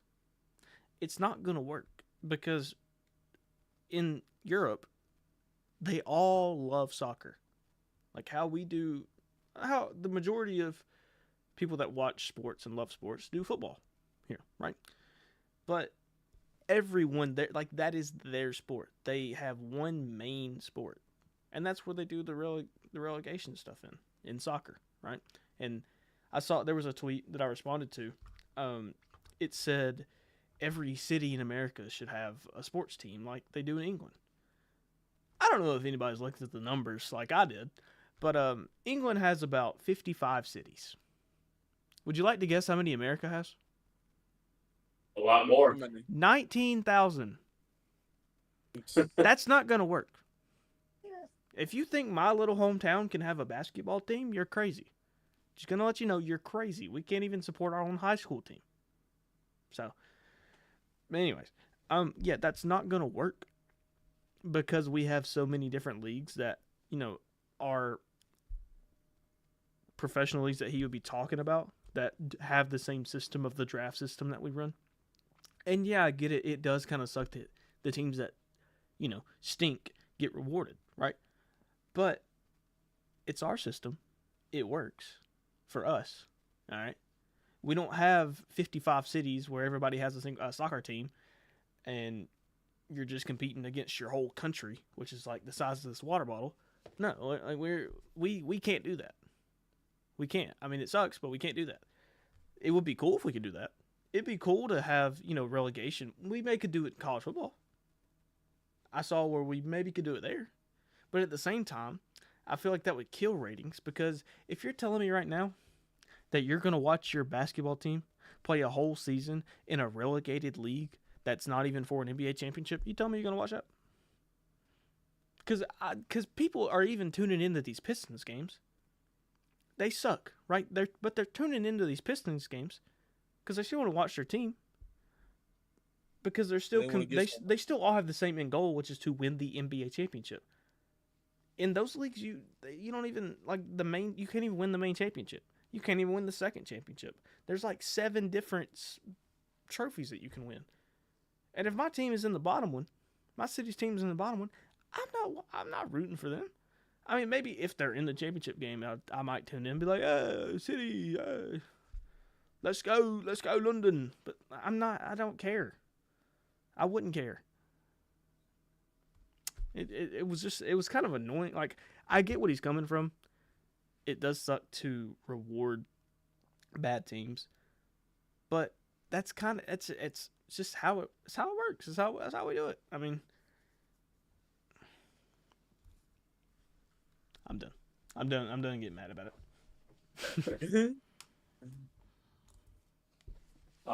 So as somebody who is a European soccer enjoyer, why this doesn't, well, first reason why this doesn't really make a lot of sense to relegate, is because, unlike in Europe, all 30 plus teams across all 4 major sports leagues, pay a dividends to league revenue. So basically, if you try to relegate a team for a bad season, you'd basically be bringing down the league's revenue, which in turn makes it a worse sport, because that's how our leagues are structured. They haven't had hundreds of years to kind of figure that out, like in European soccer, which has been going around, whose leagues have been around since about the late 1800s. Like, for reference, the NFL didn't come together as we know it until 1965, which, in comparison to the Premier League, is very recent. And another reason we can't relegate is because for sports like football and like basketball to an extent, since we're going to be talking about the 2 most popular sports, it doesn't work because European leagues get to pick from talent across the world, whereas, sure, there's some European talent that comes into America, but for the most part, all of our talent comes from one country. And if we expanded to the point where we could relegate teams, the product would be so watered down that it would be hard to watch. Like, the NFL has been pretty mediocre this season, I would say.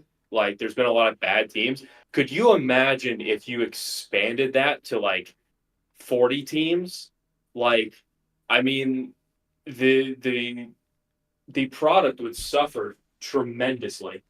Like, it's hard enough to find good offensive linemen in a 32 team league. If you expand that, I mean, you've seen in like lesser leagues like the XFL, like, offenses are hard to watch, man. Like, it's pretty bad. And another aspect that this guy doesn't consider is, like, it's not that easy that we're rewarding bad teams. It's trying to equal the playing field, because in theory, you're the worst team. So you get a top 5 pick, and you're supposed to get a franchise cornerstone and hopefully get better. There's no guarantee, no matter who you draft, that it's the right choice and that player is going to work out, because we've seen in the past teams like the Sixers, who tanked for a number of years. Like, the process has been deemed a failure because realistically, the only pick they really hit on was Joel Embiid out of all of those picks. And they've been a pretty good team, but they haven't won a title. They haven't even made a conference championship. So the idea that like being bad ensures that you'll have long-term success isn't true at all. Like you still have to put the right people in the right places to make it work. And it's and honestly, relegation league isn't that good because in all honesty, it's very rare that a team that you've never heard of in European soccer wins UEFA Champions League or wins their country's league. Because in the way that system works is if you do well, if you're one of the top four teams in your league, like the Premier League or La Liga, you get rewarded with like some of the best prospects want to come and play for your team. You know, you get a boost in money. So you just have a bunch of super teams. And me personally, I'm pretty happy about this because like my football club is never really bad. But as far as like wanting parity, like there's not too much parity.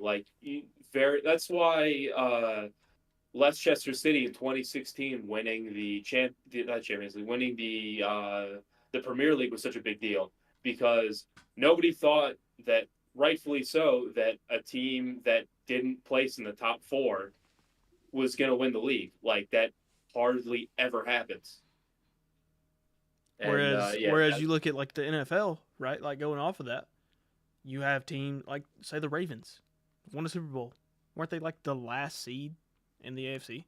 Or shoot, you could go back to, and you know, I'm going to pat myself on the back a little bit. You could go back 20 years to when the Patriots finished last place, and then the next year with second-year quarterback Tom Brady won the Super Bowl. Like you never hear about that. Like a random team, like a random. You don't have Cinderella stories. It never really happens. Like a random La Liga team that I can't think of the name. Like they're not winning La Liga over Real Madrid or Barcelona, who have significantly more resources and significantly better talent. It's like playing. They're basically playing two different sports in the same league. Exactly. There's no, as you said, there's no parity. Like it's kind of like you know who's gonna be, you know the main teams that are gonna be there every single time. At least in ours, every like 5 to 10 years, it starts to change. There's more teams. Like now, the Lions and Browns were bad for however many years you want to say, and now it's like, hey, look at the Lions. Like they look like they might be here for a while. And even then, they're prone to some playoff seasons. Like the Browns won a playoff game not too long ago. Exactly. Like I don't know. Like I feel like in American sports, theoretically, like speaking, like technically everybody has a chance. I mean, shoot, the Jaguars won 3 games for 2 years, and then last year they won a playoff game. Like, I mean, when have you seen like a bottom tier like on the cusp of getting cut from like their league getting relegated? Like, have you seen to where like that's ever happened? The only time I've ever seen that was Leicester City, and not even real Ted Lasso. Like that's it. Like that's how rare that stuff is. Like people freak out. So for reference, people will freak out if a team who is on the cusp of being relegated gets to like the 4th spot in like Premier League or La Liga.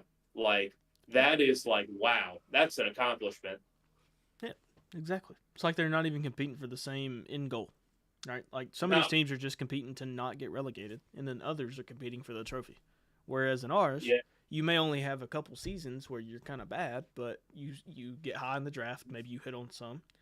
And for anybody who criticizes the draft, if you look at the NBA, where did the best player in the league right now get picked? 41st overall in the second round. How many second rounders do you know have become the best player in the league at any point in the league's history? You probably can't name more than twice. So, and I don't even know who the second one would be. To be honest with you. So it's I feel like our system works for having parity because and also if you look at it, you don't have to use the draft because teams like the Rams said F their picks. We don't need the draft, and they won a Super Bowl because of it.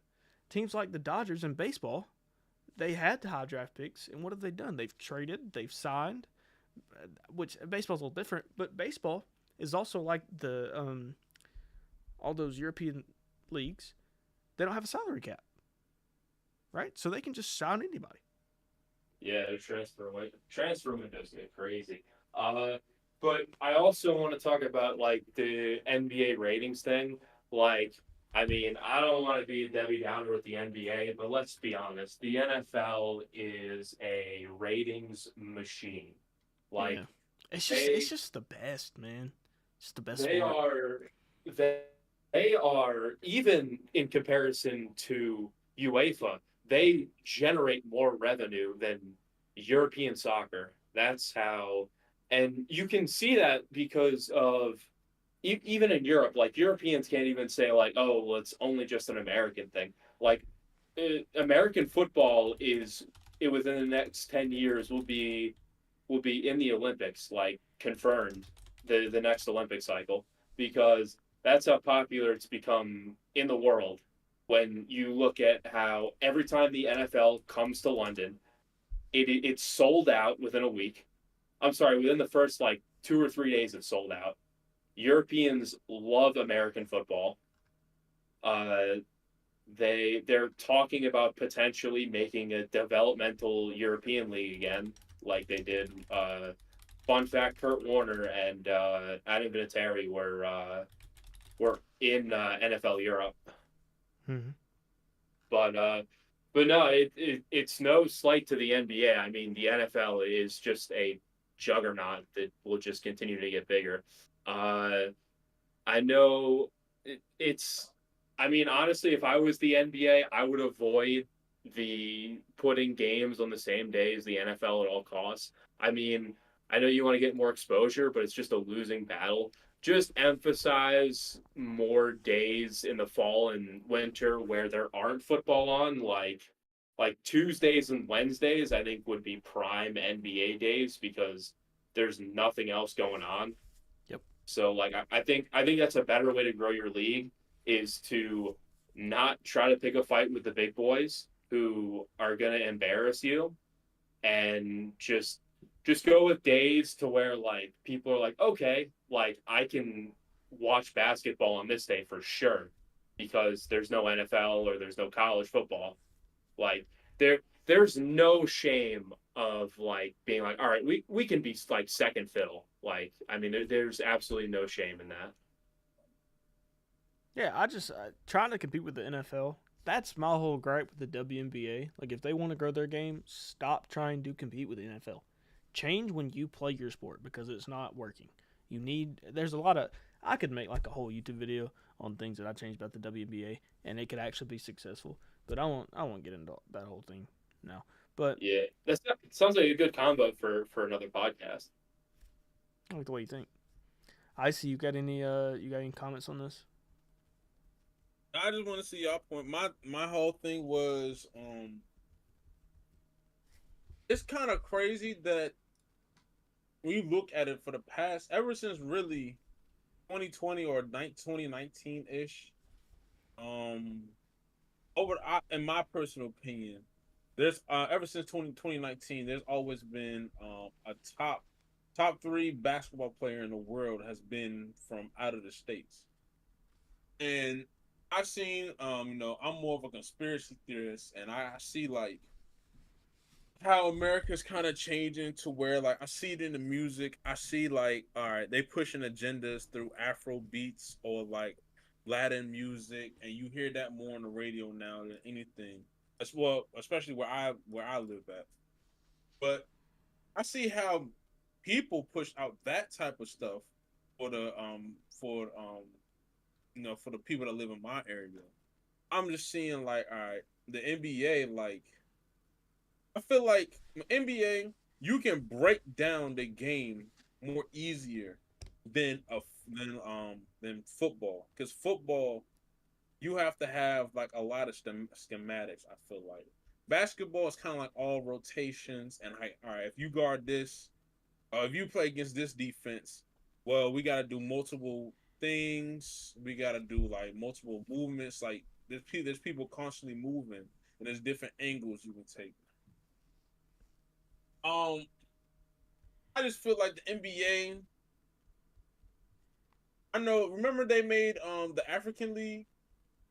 Mm-hmm. I think Oh, I don't that's been remember this. yeah, that's been around for maybe 3 or 4 years. Maybe I know NBA TV be hosting it, and the game is I mean, basketball is a nationwide game, but I just don't know like how much like how can you make the game bigger when there's people I've been in Twitter spaces and there's people that be up at 6 o'clock watching their favorite team play on the West Coast, and I'm like, damn, y'all are really dedicated, and I'll be thinking, okay, if there's people like that out on the other side of the world getting up to watch them games, like you would think more viewers be involved, but nah, that's not the case. They're probably just going to see the box scores and probably really care if their team is a playoff team. And they gonna have to solve like, all right, how do we make the regular season more like more watchable type shit? Because everybody know football, um, a loss is like 3 or 4 losses compared to in the NBA, which is one loss. You feel what I'm saying? So it's Yeah, like you lose. So like you lose like you go 9-8 because there's no 500 in football anymore unless you like tie technically. But if yeah, you go 9-8, bro, that's like what damn near what 35 losses. I want to say, or like something around there in the 30s in the NBA, bro. Like you're a mid pack team. Like you're just mid. So It's because the they gotta games mean find more. yeah. yeah, like the games, like they gotta find some type of way to make it like that. They Um, they probably should make the season shorter if they want to make games matter more. I Eh, don't know. baseball. One thing. they had I'm talks sorry. about that. That honest, if they want to value the regular season more, it's probably what they should do. I'm sorry to cut you. I'm sorry to cut you off, but I will say is I think one of the main differences is that I think people who even like casually watch football, I think they watch it because they genuinely enjoy the sport. I think a lot of casual NBA fans just love the drama. Like I think there's a Mm. huge sector of casual NBA fans that are just in it for like the TMZ type of drama. And yeah, that's another thing too. Over the past couple of years, just because you know how society has grown, NBA now is like WWE. Like you like it's some of the stuff you would hear would be like, yo, this is so crazy, like this is so fake. Like with the whole Zion willing some shit. Like I mean, he had a porn star on the side thinking she was gonna get money, and then a porn star and just start airing his business out. And it's like, bro, like that's some crazy stuff, bro.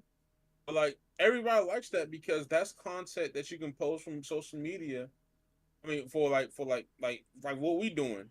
Like we like a person that's fan of Zion or like wants to hate on Zion can go around in YouTube and be like, yo, like Zion and like John Morant, bro, are like horrible stars to build around your team because look what he did on Instagram Live.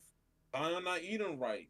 He's more focused on getting a big ass tattoo on his chest and getting and like messing around with OnlyFans models, and that provides content, but at the same time, it brings down the sport in my eyes. And football, bro, and I think y'all can agree to this. There's stories that people want to hear because rarely stuff gets leaked out of a football locker room. But anytime it's brought up, everybody laughs about it. Like everybody it'd be funny as hell. I Yeah, go into like what Gilbert Arenas like when he has his podcast. I laugh about the stories that be around there. But then, like, if you were in a real NBA locker room and your team and there's a story leaked out, or like an incident, like there's altercation and stuff like that, bro, or like a player just not doing this, bro, he's bullshitting. You're gonna take that, flip it into a narrative, and then like they're gonna make an agenda about it, and then they're gonna put it on social media, and then you bringing it down. You bringing down. You making bad content. It's good content for you because it's put money in your pockets, and that's what people will care about. But there's too many. There's too many accounts. Like, just like on Twitter, like Brick Mouse. Like he has no favorite NBA team whatsoever. He just likes talking about when a player does bad because he knows like everybody's gonna laugh about it in his content. You in football, you can do that about like a person like having a bad game, like Kadarius Toney. Like yeah, he having like a real bad year this year, especially with the all sides shit. But we don't see people like day in and day out just go out of their way and just hate on somebody. That's crazy. Yeah, it's great. It's like the NBA just kind of lets it like kind of marinate for a while, whereas like the NFL it lasts a couple of days, and like the league just kind of sweeps it under the rug. Yeah. Yeah, my thing about the NBA is if they want their sport to be even considered like a high tier second fiddle, because I mean they're not going to be number one, but if they want to even try to compete with the NFL, they have to allow natural rivalries to happen. They have to Yeah, allow they have to allow players to argue. They have to allow players not to fist fight, but to get in each other's faces, create rivalries amongst fans, create like an atmosphere to where fans care about these games because you have a long season. Why do people like watching these baseball games so much between the Braves and the Mets? And it's like, it's just not many people watch baseball, but the ones that do really want to watch these rivalry games. Why? Because they don't like each other. They will throw a baseball at each other just to do it because they didn't like the way that you flipped your bat. In the NBA, you can't do that. You literally like whenever LeBron got that tech for stepping at Jason Terry, he just stepped at him after dunking on him. Like you ruin a great moment because you want to call a technical foul because you want your sport to be you want your sport and your athletes to look like some kind of you know um, role models and all this when they don't have to be. Like let them. The reason that the NBA was such a good product back in the day was because they let them be themselves. They let them not like each other. You don't have to like people that you play against. You don't have to be all buddy buddy. Like I hate this uh, notion or narrative, whatever, that they're trying to push with the NBA in the past 10 to 15 years, to where you have to be some nice guy on the court and be respectful, and you can't celebrate after you do something good. Like the NFL, whenever they allowed their people to celebrate, like they used to be called the No Fun League, and now it's the funnest league. Why? Because you can celebrate anything you do. Like you got the whole defense, you got people running off the bench to go celebrate in the end zone because you just got an interception. If you even yeah, celebrate a dunk, what you gonna get a technical, and then if you get yeah. two, You're gonna, you're gone. Like it's just dumb. Let them And let then them have another fun. yeah, you get a yeah, and then technical. another big problem is like people bring about it a little bit, but don't talk about too much.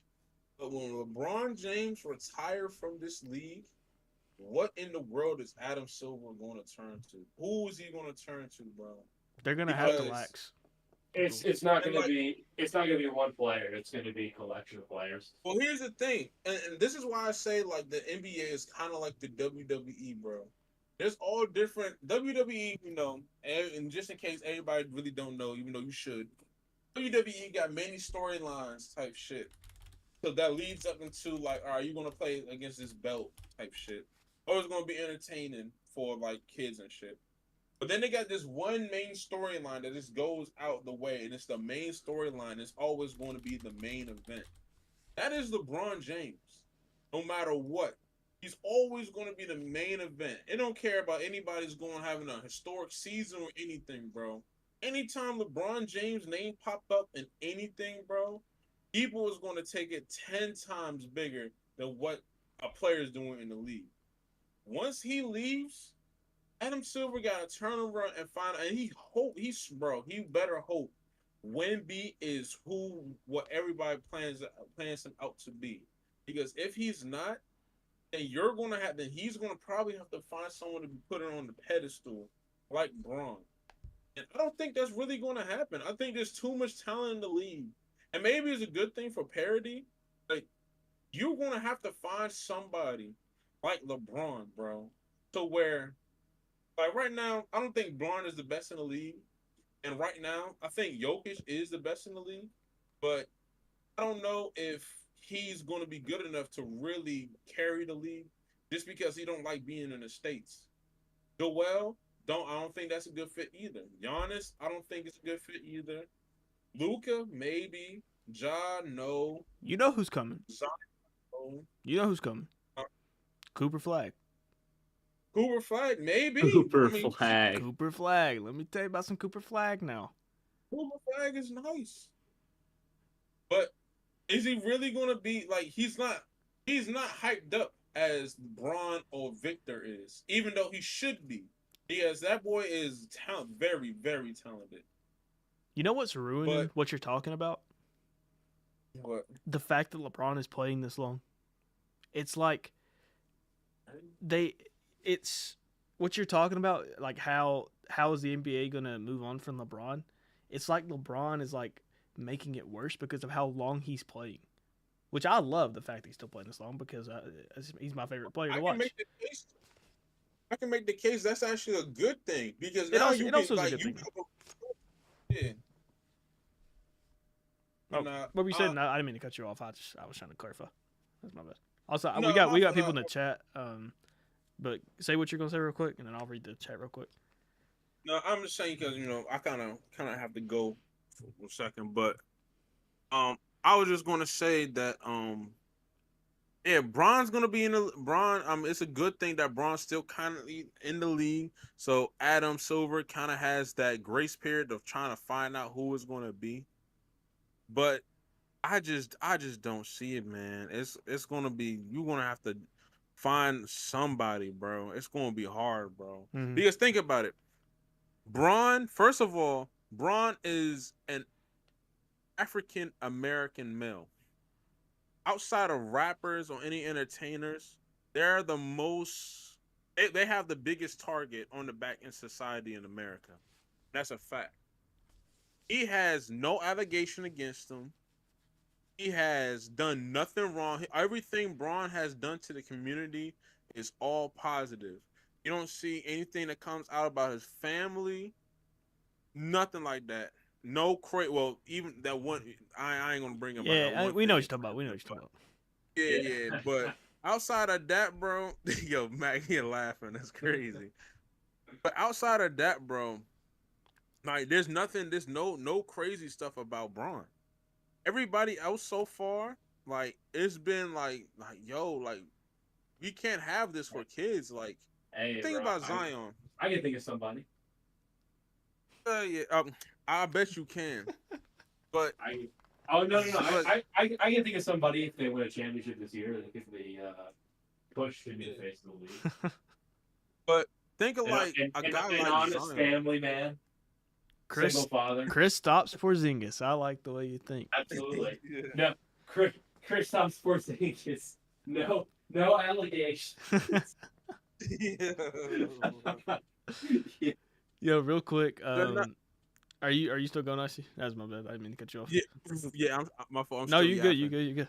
But you good. But I'm saying, like, think about it. Zion came into the league, and when he was at Duke or even in high school, people put him on a crazy pedestal. And he was crazy to watch. He was wonderful to watch. He came in the league, bro. Everybody was like, yo, Zion's gonna go crazy. He didn't take care of himself. He's having relationships with only OF models. Like, that's bad for business if you trying to promote that. But even Melo, like, if y'all know, like, if people like know the history of Carmelo Anthony, like, he had some background stuff that was crazy, but like eventually he turned out good for the league to show in New York, but even still then, like, he wasn't never the face of the league type material. Everybody else, I mean, you look at all the top 10 players now. The guy you could really kind of say is Curry. I would say, but then the thing about Curry is he's on a very Yeah. declining team that is declining fast. Yeah, Curry's And also 35. yeah, he's also 35. So we don't know how long he's going to last in the league, even though he has a jumper, but we don't know like how his career is going to shape up towards the end.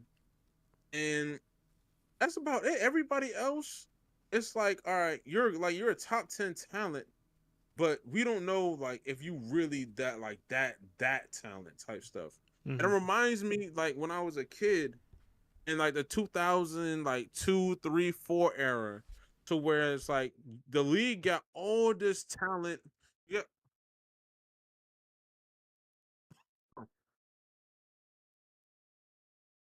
Bro, Yo, what's up? Nick Chubb broke the guitar.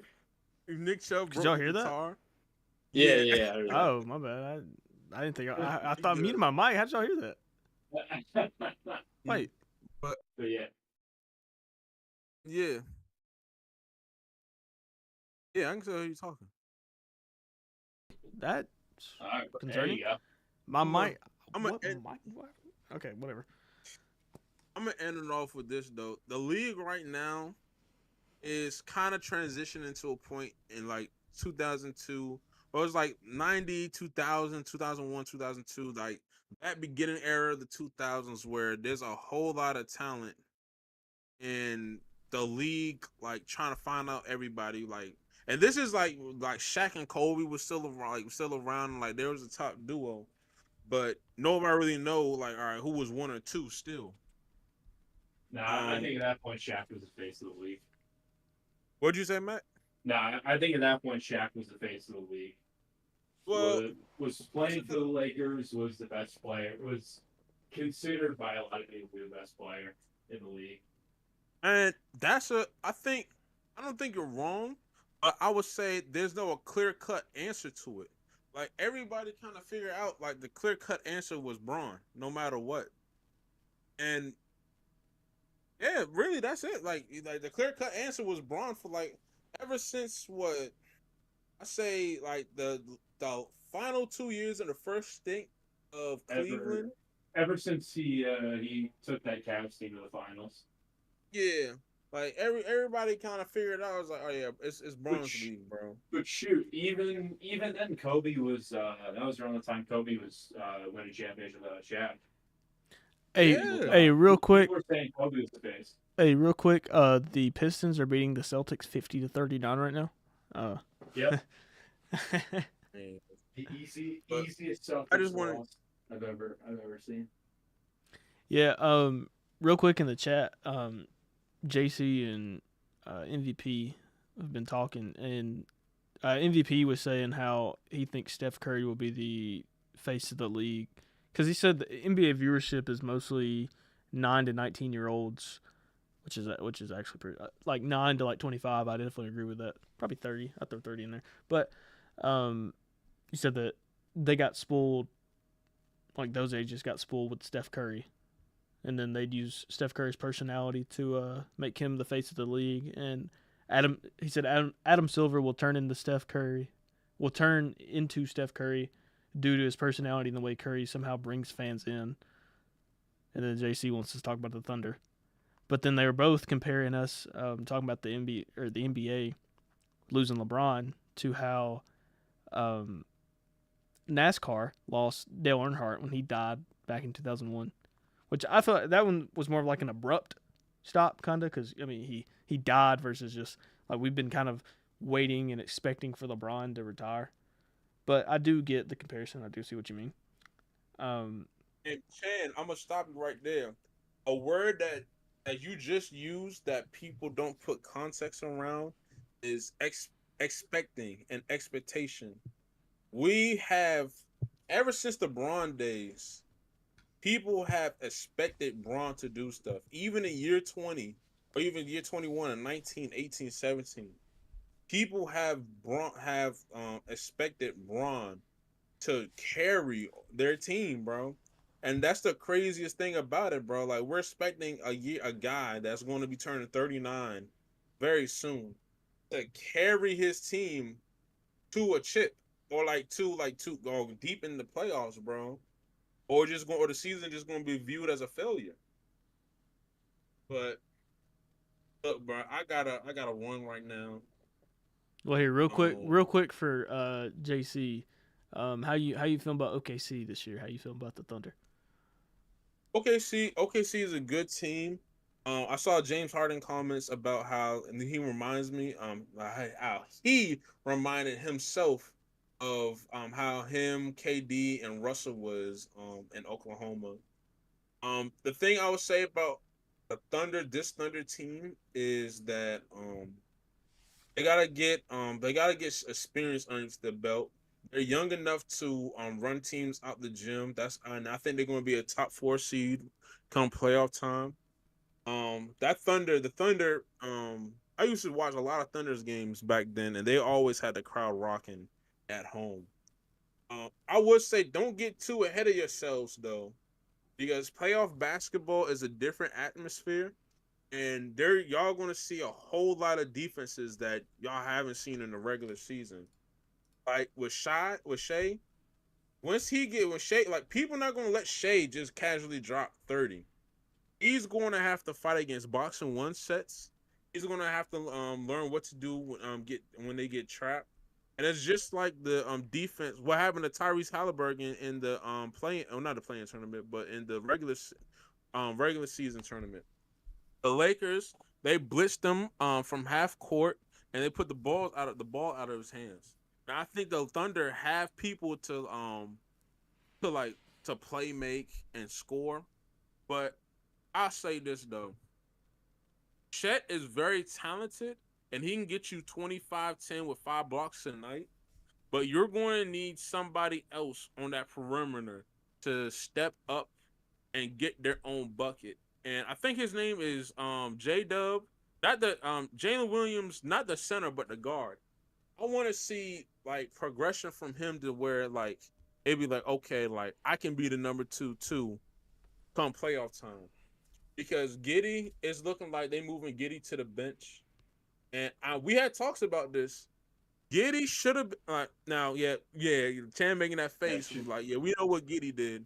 Should be in a cell. I said we under should have traded Giddy because I don't think his play style kind of fits onto what they're trying to do. Trade him, get some. It's always cool to get 3-and-D players or like lengthy wings. Trade him to a contender, bro. I know we were saying Boston, but I don't know where you want to trade him to. To be honest, I don't think anybody would want to trade him. Josh Giddy. Try Alcatraz. Yeah. Yeah. That's the only thing I got for Oklahoma. Y'all want to keep y'all. I mean, I want to get too high on the regular season. I know like a lot of people in the chats they look at Oklahoma and they'd be like a big time team. They'd be like, all right, you can hang with them. We noticed that you're here. Now, what are you going to do in playoff time around? How are you going to handle situational basketball? And who's going to be, no matter what, every team that wins a championship has have 2 guys on the perimeter that can get you 30. I don't care what anybody says. They're like that's what y'all gotta find, basically. Facts. But yeah. Mac, you got anything? And obviously, if you need to go, we can finish this off if you do have to go. Pause. Yeah. No, Mac, go ahead, Mac, because I'm just getting myself ready. Oh, okay. Yeah, no, I don't know. I gotta watch more OKC games. I've been more focused on college football and the NFL. So the Pistons are up 64-45, by the way. 66-45. Good Lord, they're gonna win a game. Yeah, they are. This was the most obvious Celtics loss. I should put money on it. Like, I mean, it was pretty obvious. I didn't mean to cut you off. Well, hey, down by 19 at halftime. MVP asked what the Warriors should do with Draymond. Well, right now they can't do anything. Yeah, he's got I to keep him. mean, with him being suspended indefinitely, I mean, they just need him to get better mentally. You know, that's the best thing that they can hope for. That he can come back to what Draymond was for that offense. But I think they've had have they not had a little success since he's been gone, like versus when he was on the court. They have they do this every year. They beat some good teams here and there. Oh no, bad my fault. Mid pack bad teams to get on a little winning streak, but they're still bad internally as a team. Um, Yeah, I'm gonna get my take real quick. They really need Draymond. I don't care what anybody says. They people was like, oh, they can get the rookie from Indiana to do his job, and I'm like, no, you can't. No, they can't, bro. Draymond and Curry, everybody. I asked every Warriors fan this question: do the Warriors have an unstoppable play? And they cannot answer me yes or no. They have an unstoppable play, and that's the high pick and roll with Draymond and Curry. sets an Because they illegal have Clay screen out of and then runs him down the court. that's Yep. an, That's true. well, it's not even that. It's just Draymond has the ball, and he does like a little screen handoff, or Curry has the ball, and they run a high pick and roll, just a regular high pick and roll. He rolls down, and then they play, and then Draymond plays 3-on-4 basketball because they worry about Curry too much. And then he's either going to have Clay, Jesus, he either going to have Clay in the corner or on the wing, and then like another good, decent 2 3-point shooters in the corner. So I think with they yeah he the Warriors definitely need Draymond. The problem is though um NBA fans told the Warriors how it was going to be for this year and like the years going on. Klay Thompson, he's definitely is regressing. Draymond, like you, I don't care what anybody says, bro. You need physicality. You're gonna need people to do wild stuff. Like, yeah, cool. Like, all right, yeah, you want to slap somebody. Draymond just gotta know you're gonna have a target on his back. Um, but you're gonna need him to try to make a push. And everybody told the Warriors, bro, y'all, this is an aging team. Wiggins gave you one fluky playoff performance, just kind of like how Poole did and winning that championship. And Wiggins ain't the same. And technically, he's your kind of your fourth best player, if we're being honest. I want to say a fifth best player, and he's not nowhere near as good as he was on defense or as offense last year. You can't even trust him to give you 20 points. Or even play defense on the best player on the other side team, even though he's gifted defensively. Facts. They're probably gonna have to make a trade, but then it's like, all right, then what do we have to give up? So it's They like, don't really all right, have you a want to bench ride this? anymore, right? Yeah, they don't have a bench anymore. Not what they Now used they to. got young, they got young players that they can work with, but even that's still like that's kind of on Steve Kerr's fault because like yeah, Kuminga's getting minutes, but he should have been getting minutes 2 years ago type stuff. So now he can kind of be like, all right, we're gonna see if Kuminga can be like an all-star this year type stuff because he has the tools to do it. But I mean, just like how the Warriors team president left, man, they're going to be in luxury cap hell, and they're not going to be able to do anything with the new CBA. Um, Curry really, if the Warriors really cared, I would trade Curry to see how much value you're going to get in with him, probably in the next year or so, just because this team is going to probably be this year. I feel like they're going to be another second round out, probably. And then the next year, they're probably going to be another first round out. And then it's going to be like, all right, we got to trade Curry or we got to trade pieces away. But I would do it a year earlier, just like how Max Kellerman said it a couple years back. It's always good to trade a star or a superstar a year earlier or 2 years earlier before you see the decline. Because they're not flexible. They're not as flexible as they were during the championship run. So, and then also they was talking about paying Clay or playing Draymond for the stuff that they did in the past. And it's like you can't do that. Because now you're going to be even more cap hell. You're going to pay an aging Draymond who can't shoot the ball like that and can really only work with Curry and Clay. And then you're going to try to play Klay Thompson, whose legs is definitely gone. His jumper ain't the same. Yeah, Clay can still like heat it up, but there's no more game six Clay. I don't think so. No. He's just not the same player.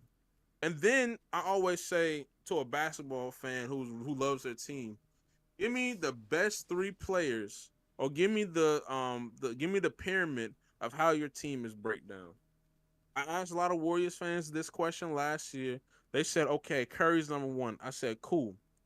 Who is the other two players that are gonna be in the pyramid? They couldn't really give me a question. They was like, Poole and Klay Thompson, or Klay Thompson and Wiggins, or Wiggins and Poole. I'm like, okay, well, if you can't give me that, you can't give me a true answer, then why would you get rid of Poole? You know what I'm saying? Mm-hmm. Why would you still keep Wiggins if you know, like, all right, this is literally just a fluky performance, bro? Why you still have Klay Thompson? Like, I know Curry said he wanted to run it back, but like, as a franchise, like, you can't always listen to your players. Even though sometimes your players might be right, but you can't really listen to your players with this going on. Even after there was a big sign that your president is now shooting the shit with Stephen A. Smith on ESPN. Yeah, MVP in the comments, he was asking if the Warriors should trade their big three and start the rebuild. Let Curry go somewhere else and finish his career out. He could come back in the end, but try to get as much value like you were talking about. And I think it's definitely in the cards, because if they don't even make like the top, if they're in the play-in this year, I mean, there's only so much. I mean, they're getting older. There's only so much more you can. There's only really so do. much you can do. No, they're tied in. Yeah, I mean, they are tied in though. That's the. They're just tied in. And You then just gotta ride it out. Yeah.